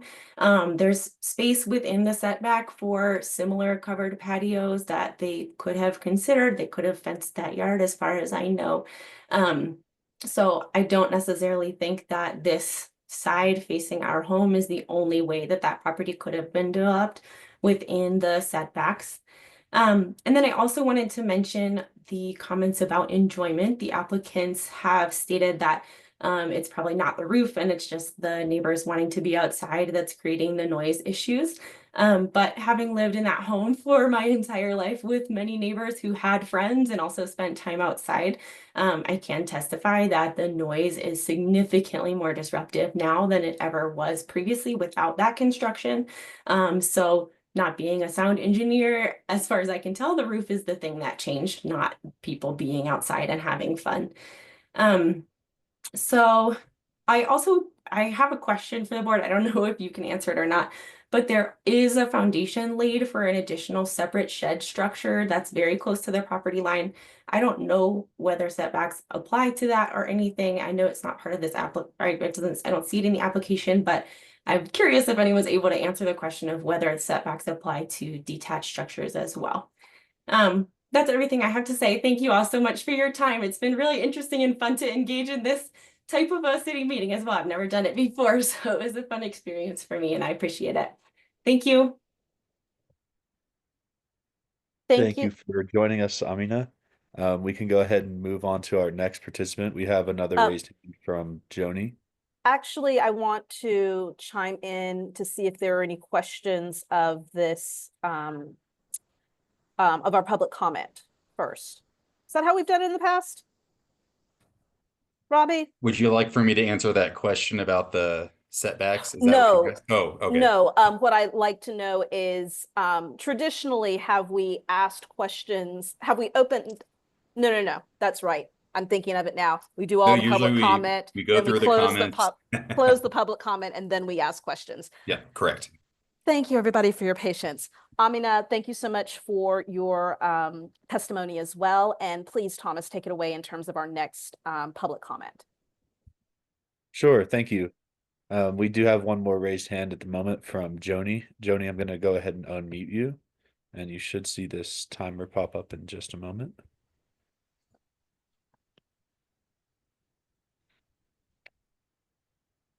We cannot hear you yet. I don't see a timer. Oh, okay. I was just waiting to hear your voice to make sure that your audio was working. I'm going to go ahead and start the timer for you. Okay. Yeah, my daughter spoke to a lot of what I was going to bring up. One of the things I'm wondering about though too is why the garage / carport has half of a wall on the east side, on my side of that. You would think that if they thought that they were building within the property setback, they would have actually built the whole wall. It has half a wall, which is very strange. And the acoustic, I'm going to repeat what she said a little bit because the acoustics of what they've built are crazy different than they've been at any other time in the history. I've lived here for 25 years. We've had families and all kinds of, we've had renters, we've had lots of different neighbors living on that property, never had a problem with the noise. This is just very, very different. So, and it is that the middle structure that is causing that, which is amplifying the noises, their voices, etc. And it's almost unbelievable, honestly, that we can hear their conversations so clearly when we are, when they're inside their house with just the patio door partially open. So, and again, like there doesn't seem to be any reason. I mean, they remodeled the whole interior of their house, so they could have even put their living room, main living room on the other side of the house when they redid that, and had the extension of their living room on the west side of the house as opposed to the east side of the house, and they wouldn't have had a variance problem. I mean, they can still very easily do that. They already have part of a roof overhang built there. They could even add on to that. I don't understand why they didn't plan for that from the beginning. Let's see. Oh, also, the way that the building is now, according to the plan that I was originally sent by one of the residents, it shows that the middle patio cover structure is actually only 18 feet, 4.5 inches from the property line, not 20 feet, 2 inches. So there would be a modification required for that as well. And what else? Oh, the patio roofs could be designed in a way that looks right with the house, even if with the if they stuck with the setback. I see my time's up. Thank you, Joni. Yeah, that is the end of your time. Please go ahead and conclude any final thoughts you may have had. Otherwise, we can go ahead and move on. We appreciate your participation. Yeah, also, I mean, they bought the house in 2023. It wasn't that long ago. They knew what they were getting. And they either did know or should have known about the setback rules before they started construction, obviously, or designed anything. Thank you, Joni. I'm going to go ahead and pass it back over to the chair. I appreciate it. And I will do one final call for anybody else to raise their hands that may want to speak, but I don't see any at the moment. I think we are all right to move on. Thank you, Joni, so much for your testimony, and thank you, Thomas, for running our public comment period. So with that being said, let me go back to my notes. Okay, if there is no other public comment on this matter, then it is open to the board for discussion. So I'm going to close our public comment period. And I'm actually going to jump in first and ask the board a question.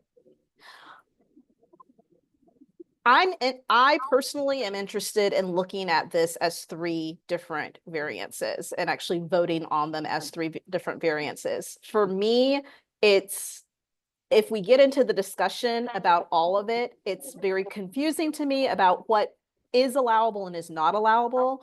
And so before we start the discussion, I just want to have a previous discussion with the board to find out if you all are okay with discussing these as 3 separate variances, or if you do have very strong opinions about looking at all of these as 1 variance. So that's how I want to start the discussion with the board. Ben, go ahead. Yes, I agree, Madam Chair. Yeah, I think I'm open to discussing it as 3 separate variances. Thank you, Ben. Katie? I think I heard a me too. Thank you, Katie. Sean Drew?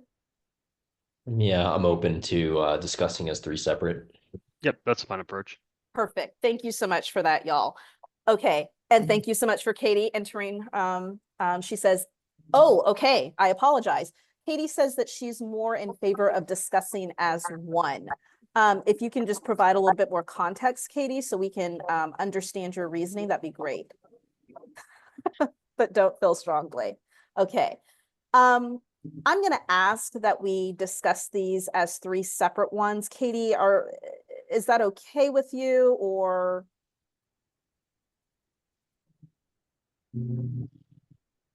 Fine. Okay. I appreciate your willingness to compromise with us, Katie. So thank you so much for that.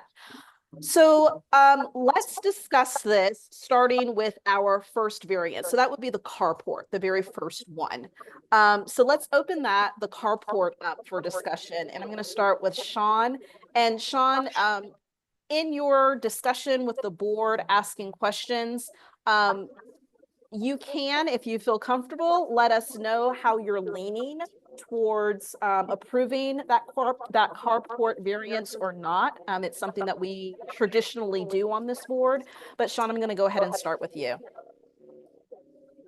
Yeah, I think starting with at least with the carport one, I'm leaning in favor, especially since it's not, at least where the posts are located, which are going to be required for the heavier roof. They're not too much further out from where the post from the original carport was located. And I think that specific structure didn't really possess as many of the quality life issues for neighbors, as well as didn't impede the setback as much as the other two. Thank you, Sean. Ben, the carport. Yeah, I think what Sean just said was well stated. I'm in much the same place.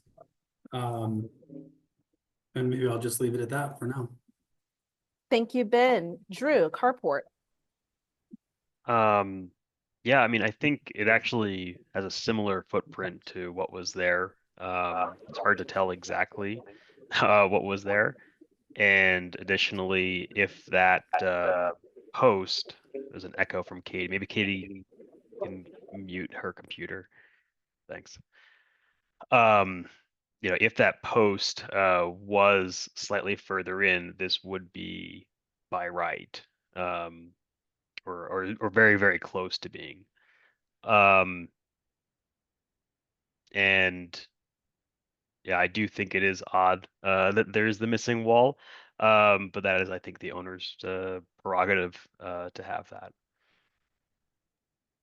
Thank you so much, Drew. Katie, the carport. I'm in favor of the carport. If we're considering just the, that particular variance, I'm in favor of approving that particular part of the variance. Thank you so much, Katie. Yeah, I think I'm gonna agree with my colleagues. In terms of the carport, my question was with the one-to-one replacement, but I felt like the applicant answered that sufficiently in terms of the size of the post and things like that. So I'm in favor of the carport as well. So I'm going to use that as a straw poll. I'm actually not going to ask for a motion right now. I want us to discuss all of it before going through the motions, but it sounds like from the board's perspective, our straw poll is agreement with the carport. So thank you everyone for your discussion. Before I close out, any other discussion on the carport? Excellent. Let's talk about the middle. Let's talk about the middle variance. So Sean, I'm going to go ahead and start with you. Any discussion on that middle portion that we're looking at? Yeah, so and my opinion is going to be similar on both the middle and the southernmost porch. I'm leaning in favor of approving, but I don't feel as strongly as I did about the carport. I think the biggest issue, it sounds like, for neighborhood quality of life is that the structure is significantly amplifying the sound either from people outdoors or even from inside with the door open. I'm not sure if that's within our specific purview to talk about, but it's possible that maybe we would say, come back and find some soundproofing methods for those and then come back and approve it. Because otherwise, when it comes to the setback, there doesn't seem to be a realistic way to modify that to get it to comply. If they were to make the roof shorter, the posts would have to be very close to the house, and the overhang really wouldn't cover any of the concrete slab or really any usable space. And I haven't seen a floor plan of the house, but I'm not sure. I'm assuming the bedrooms are all at the front of the house and the back is the kitchen, living area. I assume putting a porch would make most sense to be off the living area and kitchen. I'm not sure how feasible it would have been for them to renovate the house to swap the bedrooms with the kitchen and living room. And then again, that's probably out of our purview anyway, since that's interior. So yeah, I'm willing to hear what everyone else on the board thinks, but I'm leaning slightly towards approve. Excellent. And Sean, I just want to reiterate for our edification. So as a board, we are really looking at the criteria. And so there are definitely things that as humans, we want or don't want in terms of neighborhood character and getting along with neighbors. But when we're making our decisions, we're really looking at those criteria and is it meeting that criteria? Even when we're asking folks to come back, it's to come back to satisfy that criteria. And so I encourage you, listen, it's your first meeting. I was there once myself, right in your shoes. So yes, I just encourage you to always rely on the criteria as you continue to make your decisions, whether either for or against. But thank you so much for your comments, Sean. And your comments on both the middle and the end. Ben, I'll open it up to you if you want to talk about the middle and the end, or if you just want to talk about the middle, go ahead, please. Sure.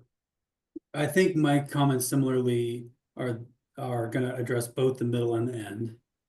I'm leaning against approving in both cases, but I'm torn. So curious to hear the discussion from the rest of the board here. I guess I'd start by saying I'm cognizant of the 20% administrative variance rule. That I do think that sort of sets some context here that we're not talking about a huge departure from the base rules, but nonetheless we couldn't get there because we did have the adjacent neighbor asking for this process that we're in now. So we are where we are. For me, it really. When I look at the criteria, I mean, I'm not really that convinced that we have peculiar or physical conditions peculiar to this property. I mean, I think it's a pretty good sized lot. I do appreciate the 325-foot setbacks, but it seems to me that in this case, the property owner knew what they were buying or should have. I'm sympathetic to that. They're also not, if this is not a situation where somebody is just keeping an existing condition in place and just working with the city to try to legalize it in terms of building coverage or floor area. They're definitely expanding both. So anyway, that sort of takes me to looking at the specific criteria, and the ones I'm having trouble with. I mean, so even if we assume that H1A is satisfied because of the 325-foot setbacks, I still get stuck on H1C because I think the property could reasonably be developed in conformity with the code. And then my other one that's challenging for me is 5B, would not substantially or permanently impair reasonable use and enjoyment or development of the adjacent property. And I guess what I'm getting hung up on there is, I get that we're not like looking at a noise ordinance or something here, but why is that criteria in there? What does it mean? I mean, here on this record, we have the adjacent neighbor has come in and said, this is substantially impairing the reasonable use and enjoyment of my property because of the design of the improvements that are encroaching. I don't think that criteria is satisfied in my mind yet, but I'm interested in the rest of the discussion here. Excellent. Thank you so much, Ben, for your comments and questions. Drew. I was gonna say something pretty similar to what Ben was getting at. I mean, again, we have to go back to this criteria, and I also, think about the carport. I mean, if we say that the carport is acceptable, then we have to say that also that the physical circumstances, the H1A or H1A1. Anyway, the first one. And I do think that the 2 points in contention on the awning is B. Sorry, my formatting is very weird on my criteria list. C, sorry, where it cannot be reasonably developed in conformity with the provisions. Where you could come up with a different conclusion on the awnings versus the carport. And the same could be said about criteria 5B, where the carport might not affect reasonable use enjoyment and where the awnings might impact it. So I think we should focus on those two criteria. Thank you so much for your comments, Drew. Katie? You guys can hear me okay? Yes. Yes. Great. I guess my stance is I appreciate, Drew, what you just said about those two criteria, but I'm sort of convinced that the issues that the neighbors have with regard to like the acoustics on the overhang and for the patios that they are not exactly pertinent to the criteria. I hear their issues, but as far as just strictly adhering to the criteria that Robbie laid out, I feel like they meet the criteria. Again, is going by Robbie's guidance to forget about the fact that they started this work ahead of time and view it just as a proposal. I feel like it meets the criteria, and I'm definitely sympathetic to some of the neighbors' concerns, but I feel like I'm convinced that they're not necessarily pertinent to the variance request, if that makes sense. So I'm inclined to support the variances for the two patios as well. Thank you, Katie. I want to make sure, I can't see you, so I want to make sure you don't have anything else to say. Did you have any other comments, Katie? No, that was it. Perfect. Thank you so much for your comments, Katie. When looking at the criteria, actually, before looking at the criteria, what I keep trying to remind myself is this is a proposal. So if someone was coming to us with just plans, how would I look at this? And for me, 5C, I'm having problems with 5C, because if someone were to come in with plans and say, listen, we tried to draw it this way, we tried to draw it this way, we tried to configure it this way, we tried to configure it that way, and it just won't work, I think I would be more inclined to say that 5C is being met. However, with that being said, I feel like I don't have enough information. And so because I don't have enough information, I'm not leaning towards approval of the middle and the end if we're looking at this strictly as a proposal. So I am leaning towards having the applicant come back with more information that gives me more information about satisfying that 5C for the middle and the end, for me to then make a decision of, approval or not approval.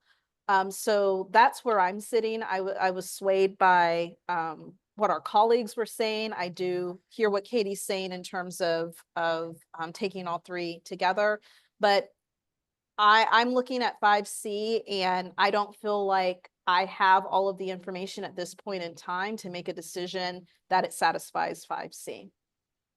Drew, I saw your hand go up. Go ahead, Drew. Just to be 100% clear, you're talking about the minimum variance that would afford relief. Correct. Okay, good. Wait, let me make sure. Hold on. So I'm looking at two different screens here too. Yes. Yeah, that is 5C. Yes, that is what I'm talking about, and that's what I wrote down previously. So yes, that is what I am referring to. Ben, go ahead, please.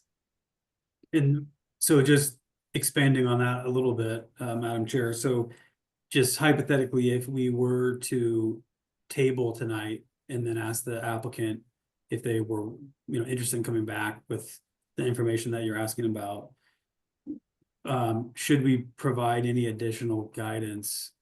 Are we talking about where the posts are? Are we talking about the 30-inch rule? Are we, do we want to take into account constructability or, all the issues that have come up today? Can you expand a little bit on what we would need to be able to make the assessment? Yes, that's a very good question. when I think about this as a proposal, I would be more than open to asking all of those questions because there's nothing there. It's all conceptual. And so we can ask questions about if you were to do this, if you were to move that, what would it be? And then we could get more information. And then I could say, okay, sounds like you did all the math and figured out that this does satisfy 5C. I'm in a pickle because my brain and the criteria and the rules are saying, think of it as a proposal, but the reality of the situation is there's something that already exists. So I'm trying to give the applicant more time to convince me that they are meeting 5C, and then I can say, okay, this makes sense to me, while also understanding that there's something that's already there. Could I also just ask for clarity, are you of the mindset that H1C has been satisfied, which is that it cannot reasonably be developed? And then the other one we had talked about was criteria 5B, substantially impairing reasonable use of the neighbor. Did you want to make any comments on that? Either one of those? So the first one was 1A, correct? 1C. 1C.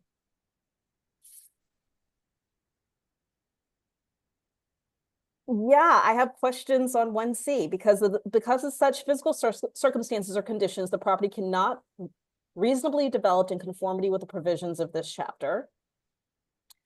I am not as concerned with 5B. That's actually something that I'm not as hung up on. I do care about neighbors being able to get along, but I'm not convinced. Let me just say, by what I've read and the testimony that I've heard, I'm not convinced that changing anything that already exists is going to satisfy the neighbors. And so I'm really looking at other parts of the criteria and not as focused on the neighbor impact at this point in time. Yeah,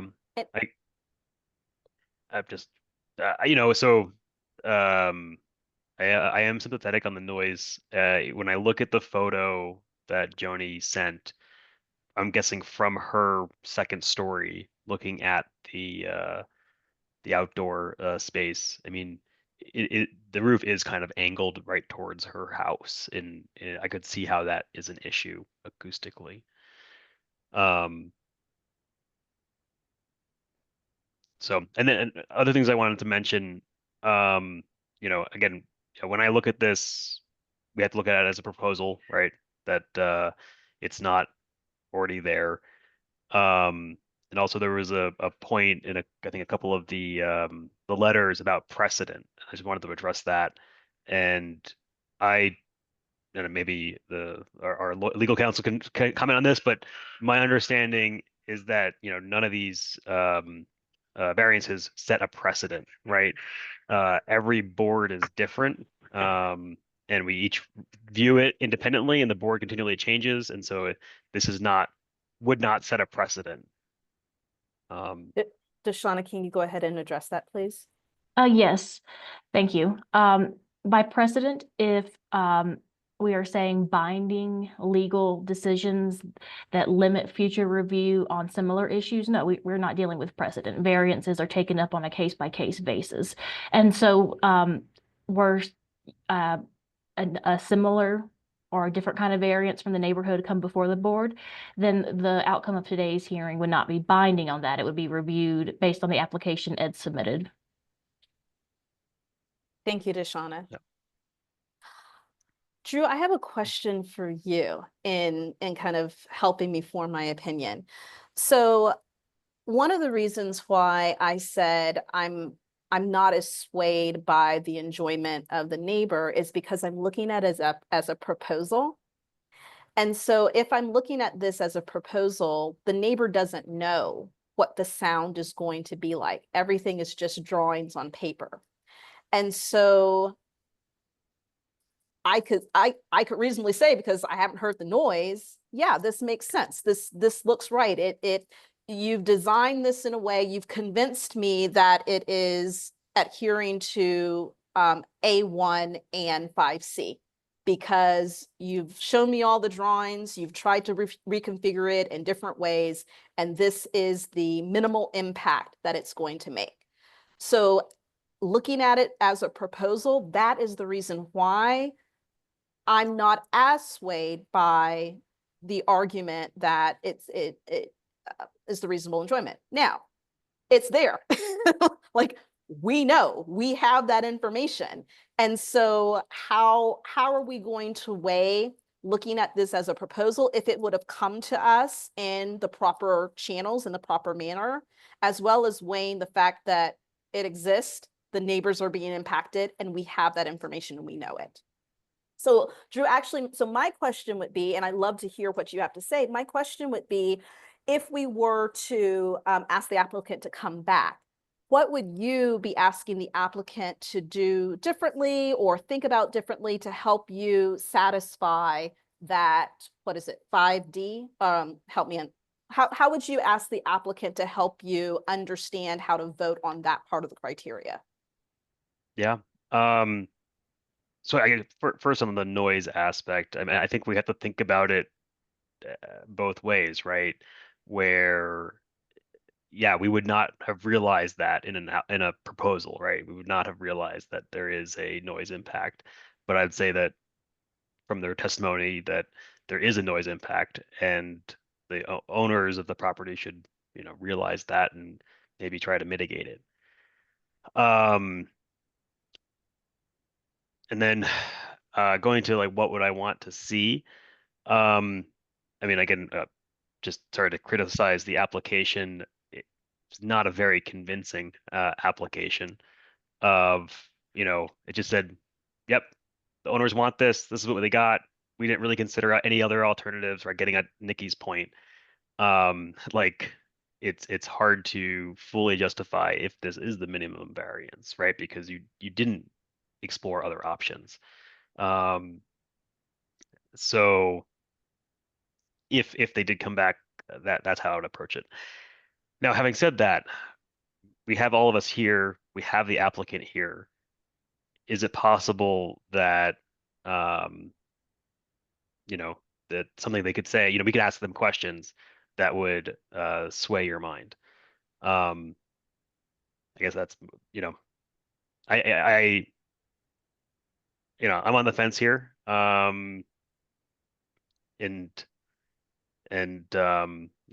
As Ben said, it could be an administrative variance if there was some agreement between the neighbors. That actually is also a possibility that we could leave here and then they can come up with something that works for both of them. Anyway, some of my thoughts. Thank you, Drew. Ben, go ahead. Well, I kind of like where Drew's going there. I mean, I wonder if there's a scenario where we, again, don't approve or deny tonight, but we ask the applicant to go away and maybe think, are there any mitigating approaches here, such that they could get the consent of the neighbor, such that we would be back in an administrative variance posture. And failing that, then I think we would be asking them to come back and show that, the 5C has been met, that this is the minimum variance that would afford relief.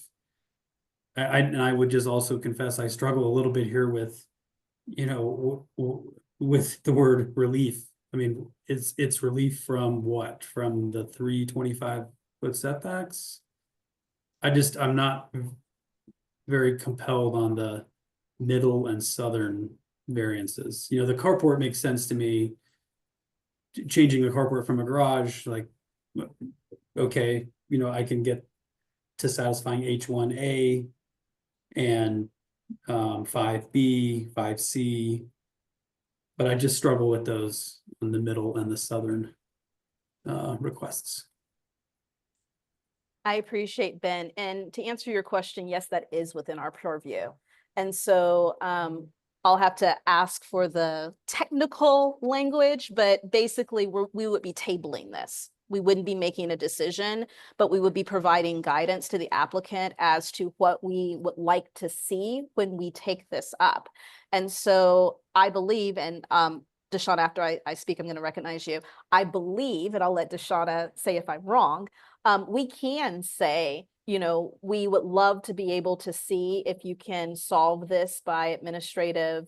Oh, I'm seeing the head nod. No, I think, and Deshauna's going to tell me if I'm wrong. I think we can say, you know, go back, see if you can solve this administratively, as well as convince us that you are satisfying 5C, because what I'm hearing from folks, and if I've missed anything else in the criteria, please let me know. But we can say, please let us know that you are satisfying A1 and 5C. And then when they come back, they can provide that information and we can make that determination. But Deshauna, I see you nodding your head, so I want to make sure that I am speaking correctly. Thank you. So it is my position, and I welcome input from Robbie as well, that as far as the administrative variance request to see if that is feasible between the neighbors, I don't think that that is something that's before the board. That's something that is related to your scope, but is not something that is directly on point with the criteria. But the board can go forward and request that this matter be continued. And so the term of art would be continuance here. A member of the board needs to make a motion to continue the matter. You have to state clearly the reason why you are moving to continue this. And then both the applicant and then the spokesperson of the opposition is how the wording is. So one of our public speakers, whoever feels that they are going to speak on behalf of the opposition to the request, also has an opportunity to state their position. And so all that needs to occur before a formal vote. So as a beginning matter, someone needs to, if desired on the board, make a motion for continuance, state your reasons with specificity so that both the applicant and opposition spokesperson can respond and then vote accordingly. But it is my position that you could only request to continue this matter as it pertains to the criteria and not the administrative variance, given that that is beyond this board's scope. Thank you so much for that clarification, Deshauna. Robbie, did you want to add anything to that? No, that was great, Deshauna. I was just going to say it sounded like the board might have been leaning towards going the administrative review route, the ADR route. This application technically already qualifies for that. So this would be a new application, new fee, if you were to direct them through a different application process. It might be better just to be very clear on which criterion the board has concerns and wants more information on. And if one of those ties into feedback from the neighbors, then so be it. Maybe they can come back with, we talked to our neighbors and this is what was said, maybe not. But I would avoid putting them through a different application process that they have already tried to go through. They would actually need a signature from and support from the neighbors to even apply for it. So it almost be impossible for them to apply for it until they got the neighbors' support. So I'm not sure if that's exactly what you were proposing they do, but I would maybe avoid going through a different application process and just sticking with which criterion are there concerns with. Does some of them involve interacting and getting feedback from your neighbors? Possibly they can do that through the continuance rather than through a different application process. So I just wanted to be clear if I was hearing that correctly or not. Thank you for that, Robbie. That's very helpful. Katie, I can't see you, so I just want to make sure that I'm not missing any comments that you have. Katie, do you have any comments as we continue to discuss this? No, I don't. It sounds like the continuance is the way to go, to, have everyone feel comfortable that the applicants have satisfied the criteria, mainly the criteria that this is the minimum variance. that would afford relief. So I'm comfortable with that. Thank you so much for those comments, Katie. So this is what I'm going to propose.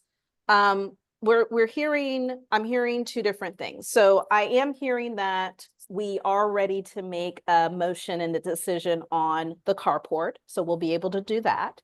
Before we, so this is the order that I would like to proceed in.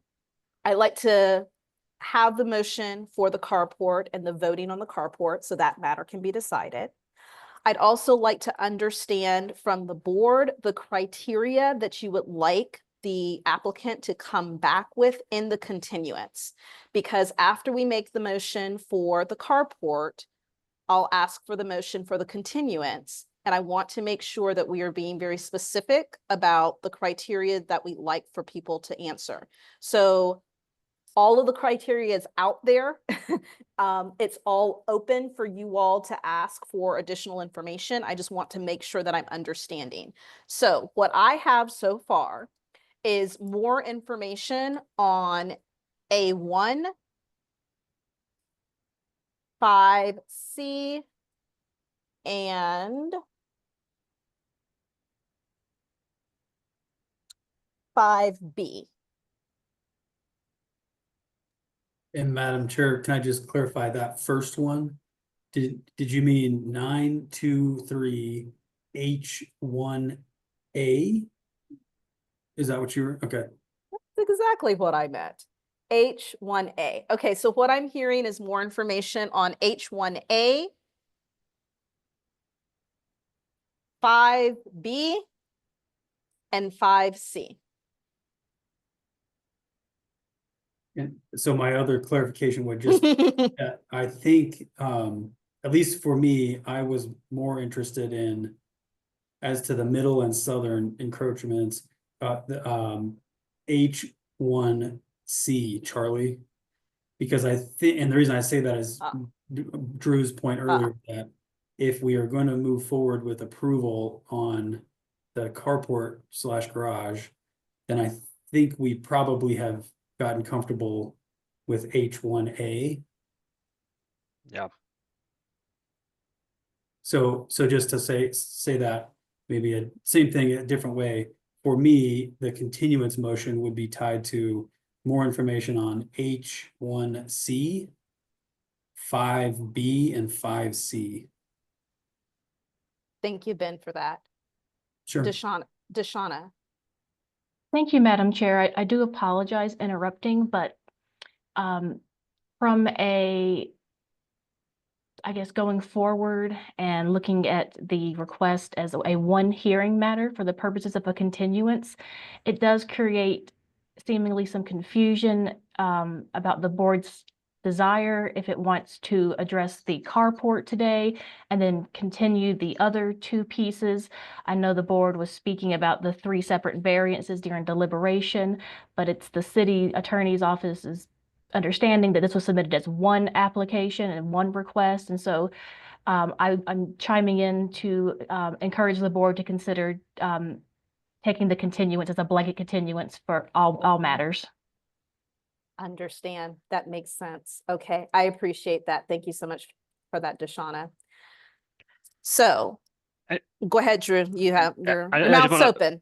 Yeah, I just want to. So Katie is for this. I just want to hear Sean's stance. I know he's new, but yeah, I'd be in support of making this into a continuance. Okay. Thank you, Sean. So what I'm hearing, we're still in our straw poll, is that someone is interested in making a motion for a continuance and asking the applicant to come back with additional information on H1C, 5B, and 5C. I'm seeing head nods, head nods, head nods. Okay, so with that, I will entertain a motion from the board. I move that we continue BOZA 2025-00003 to ask the applicant to come back with more information on criteria H1C, 5B, and 5C. Thank you. Ben, a second. I second the motion. This is Katie. Thank you so much, Katie. I'm gonna pause. Robbie, go ahead. If we can provide some sort of a timeline, typically the board says within 90 days or 3 meetings, meaning they could come back at the next meeting in May, or they could come back June or July. Thank you, Robbie. Ben, would you like to amend? Oh, wait, hold on. Deshauna has her hand up. Go ahead, Deshauna. Thank you. I had raised my hand to say that perhaps prior to getting into the specificity of the length of the continuance, it has not yet been formally voted on, and so it may be beneficial to move to the applicant and opposition comment to the motion for a continuance, because the applicant may be able to tell us how much time they think they need to properly respond to the specific concerns raised in the motion for continuance. And I Okay. believe the applicant also can choose to have us vote. Right? They can say, I don't want a continuance. Is that true, Deshauna? The board can request a continuance of its own accord. It has to give the applicant a chance to make a statement or give a position on that, but they cannot tell the board that the board does not have the right to ask for more information. So if that makes sense, we can hear the position out, but the board ultimately, if it wants a continuance, it can occur. Thank you, everyone. So Deshauna, what I'm hearing is we have a motion on the table without a timeline. We're going to pause because we're not going to vote on that motion yet. We're going to hear from the applicant. We're going to hear from the opposition. After we hear from both of those parties, then the board will either decide to modify that application, that motion with any time period and or vote. That is correct. Excellent. Thank you so much. So there's a motion on the table right now. So we'll hear from the applicant first. And is there a time limit to the applicant as well? We're going to say 3 minutes because we're going long. So we're going to give both the applicant and the opposition 3 minutes. So applicant, please go ahead and talk. Well, thank you. I guess, yeah, I mean, we were certainly hoping for determination tonight, but I would rather come back with more information to help you understand the application. We're not in objection. We don't have any objection to the continuance. As far as timeline goes, essentially everything you're asking for is stuff that was done 2 years ago. So we just need to pull files and submit them and probably find a way to do that where it doesn't just feel like a document dump on you for all the other options that we explored way back when. But we can do that and get it turned back in. So, I mean, it might be nice to have a reasonably wide window of within 90 days, but our intent would be to submit at the next available opportunity. Thank you so much from the applicants. Now we'll have 3 minutes for any opposition.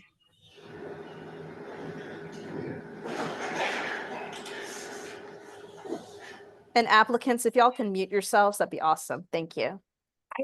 Can everybody hear me? Yes, go ahead, please. Okay, great. This is Amina again as the spokesperson for the opposition. Thank you all so much for your deliberation and for hearing our concerns. We're also in favor of the continuance. I would like to reiterate as well that we are open to discussion with the applicants about how they might mitigate the impact on our quality of life of the current construction. I feel that maybe we've been painted as not wanting to collaborate, but that's not true.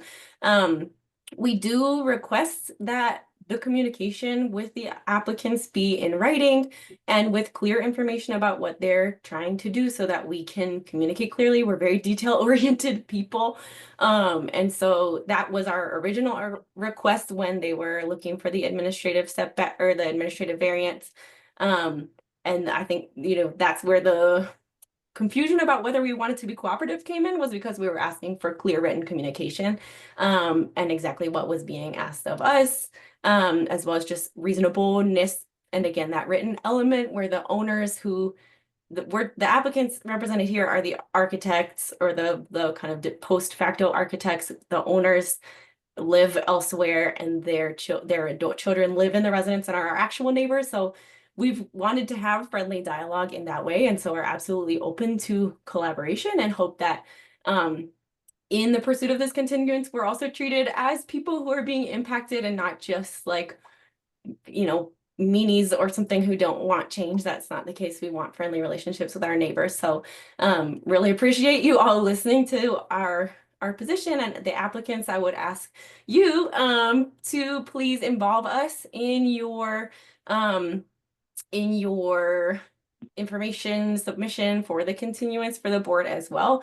We would love to find a solution that actually is favorable and maybe mitigate some of the negative impact that we've been experiencing rather than sort of waving that off as something that doesn't matter. But we'd absolutely be open to, you know, working together to hopefully find something that's easier for the board to vote on, as opposed to something that, you know, leaves us feeling unheard or upset. So yeah, I think that's what I had to say in favor of the continuance, and we'd love to be collaborative as opposed to oppositional to the applicants wherever possible. Thank you. Thank you so much, Amina, as well. All right, so we've heard from the applicant that 90 days is reasonable for them. So Ben, would you like to modify your motion, please? Sure. Would you like the whole motion again or just the modification? He can just do a friendly amendment to the modification, right, Deshauna? It would be ideal if we could just have the full, clear motion stated for the record. Thank you so much, Deshauna. Go ahead, Ben. I move that we continue BOZA 2025-00003 to allow the applicant 90 days or up to 90 days to come back to the board with more information on criteria H1C, 5B, and 5C. Excellent. Thank you so much, Ben. Second? A second on that motion? I second the motion. Thank you so much, Katie. And then we will vote. We'll start with you, Sean. Yay, nay, yes, no, please let us know. Yay. Thank you, Sean. Ben. Yay. Drew. Yay. I see there's a hand raised. I'm just wondering. But yay. Aye. Thank you, Drew. Katie. Yay. And Nikki is a yay or an aye. With that, the motion passes. Thank you so much, everyone. Thank you so much, applicants, as well as neighbors, for all of your time and your testimony tonight as well. Okie dokie, artichokes. Okay. Okay, so now we are going to go to the minutes. Yes? I'm seeing head nods. All right, we're going to go to the minutes. So let me see what my little sheet says about the minutes. All right, are there any corrections to the minutes? Can I please have a motion to approve the minutes? This is Katie. I make a motion to approve the minutes. Thank you so much, Katie. Second? I'll second. Who said that? Drew. Oh, thank you, Drew. Drew seconds. All in favor, Sean, please. Aye. Ben? Aye. Drew? Aye. Katie? Aye. Nikki? Aye. Motion passes. Thanks, everybody. And then we have one other item, right? Oh, wait, hold on. Let's see, other matters from the board. Any other matters from the board? Seeing none. Oh, seeing none. Other matters from the city attorney? So thank you. Maybe not the ideal place to address this, but as the board is aware, it is time to nominate a new vice chair and chair. I'm uncertain how the board would like to proceed, whether folks would like time to ponder that, but that is something that needs to be addressed today or at the next meeting as soon as possible. Excellent. Thank you, Deshauna. Robbie, go ahead. And typically in the past, it's been very casual. If somebody wants to nominate the chair, the board just votes on it. And then we do the same thing for the vice chair. It's pretty straightforward. You could do that today, you could do that right now, or if the board wants more time, that just means, Nikki, I think you're the next chair at the next meeting until a new chair and vice chair are decided upon. But that's up to the board. If you want to do it today, you can. If you want to wait till the next meeting to think about it, you're more than welcome to. Excellent. Thank you so much, Robbie. Katie, would you like to decide on chair and vice chair today or later? Later, only simply because I've got to run and I have to be at something at 7. But I feel I would have, you know, left to my own devices. I would nominate you to be chair, Nikki, and Ben to be vice chair. But I'm happy to go either way. If people want to postpone it to the next meeting, fine. If there are other nominations, fine with that too. Thank you so much, Katie. Ben, I saw you take yourself off mute. Now or later. I'm happy to vote next month, and I would also support you being chair, and I would humbly accept Katie's nomination of me as vice chair. Excellent. Thank you so much for that, Ben. Great. Drew, now. Can we just make a motion that Nikki's the chair and Ben's the vice chair? I will make that motion. Okay, I make a motion that I'll Nikki's make the that motion. Okay. Okay. No, I'll second your motion. Okay. Great. All right, so we have motion on the table. Second, Katie voting. Aaron, yes or no? Yes. Sean? Yes. Drew? Aye. Ben? Aye. Nikki, aye. Thank y'all. All right, so we have a chair and vice chair. Excited to work with you, Ben. Thank you, everyone. Matters from the board, matters from staff. And just a few things. One is reminder that Tuesday, May 13th is your next meeting. And because of tonight, it sounds like we're going to have at least one, possibly one items. It sounds like they're going to want to come to the next meeting, and they do have the time to do that. But I will provide an official update to the May 13th meeting at the end of next week after the application deadline has occurred. That is this upcoming Monday. And then once staff has kind of done formal completeness checks. So expect an official update from staff at the end of next week regarding the May 13th meeting. But like always, if there are anticipated absences, please just let us know as soon as possible. That way we can plan accordingly and also make sure we have a quorum. Excellent. And go ahead. Did you have? Go ahead, Robbie. Number 2. I don't know if anybody has noticed, but the June meeting has been pushed back 1 week. Instead of the second Tuesday of the month, which is June 10th, it is the third Tuesday of the month, June 17th. You can blame me for that because I will not be in town that week, and was talking with Thomas and Amanda, and we decided that pushing it back 1 week would be okay for staff.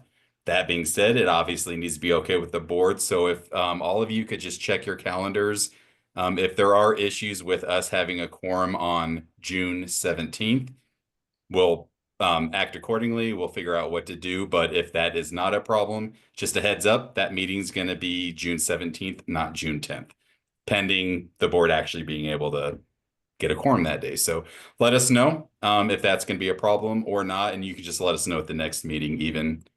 And then last but not least, our now departed former BOZA member, Jill Lester, was unable to get a farewell thing. So I have been in talks with her, and she is open to just a very casual morning coffee with everybody, yourself included, Sean. And we were thinking the morning of Thursday, April 24th, location to be determined, exact time to be determined. But if everybody could just check your calendars for the morning of Thursday, April 24th, it seems to work for Jill and staff. And we just kind of want to have a very casual, quick goodbye for her. And the city also provides a departing gift. So we want to give that to Jill. It came quick, the kind of changing of the guard this year. So we were unable to do this at the last meeting that we did not have. So again, I know I've said check your calendars. Check it again and just let us know if April 24th is going to be an okay or a problem for anybody. And it's not required.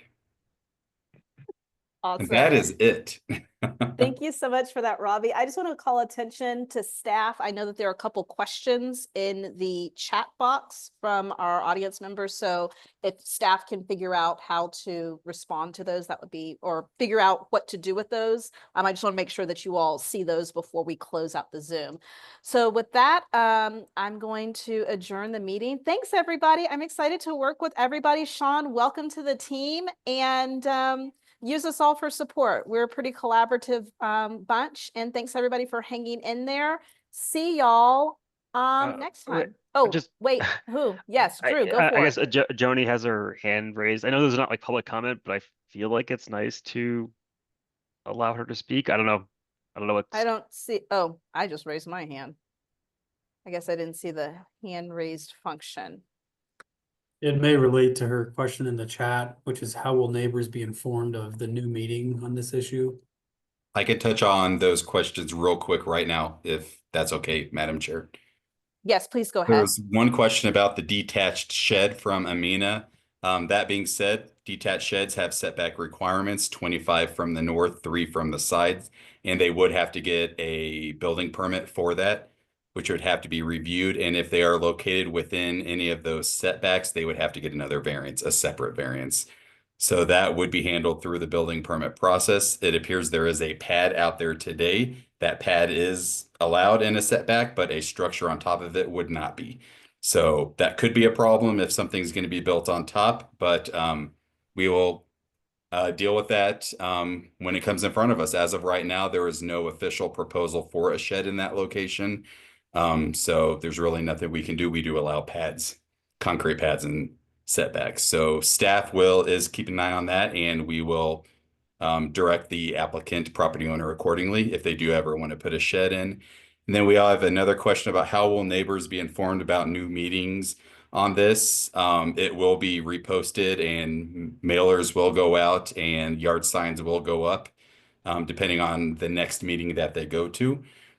If they decide to go to the May meeting, you will be given usually about 2 weeks prior to the meeting, you'll get something in the mail. The yard signs will go back up saying that there is a public hearing at the May meeting, and then it will be posted in the newspaper. I'm not sure if people actually read the newspaper anymore, but that's another way that we inform the public. So all of that will still be done, depending on when they decide to come back to Boza. Did I get all the questions? Looks like you did. Okay. Thanks for that, Robbie. And we gave Katie 4 minutes to get to her next meeting. So thank you, everyone. See you when I see you. Ciao.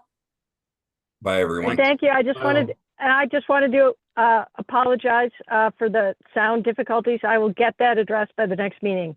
So sorry for being disruptive. No problem, Katie. We've all been there. Thanks for participating. We appreciate it.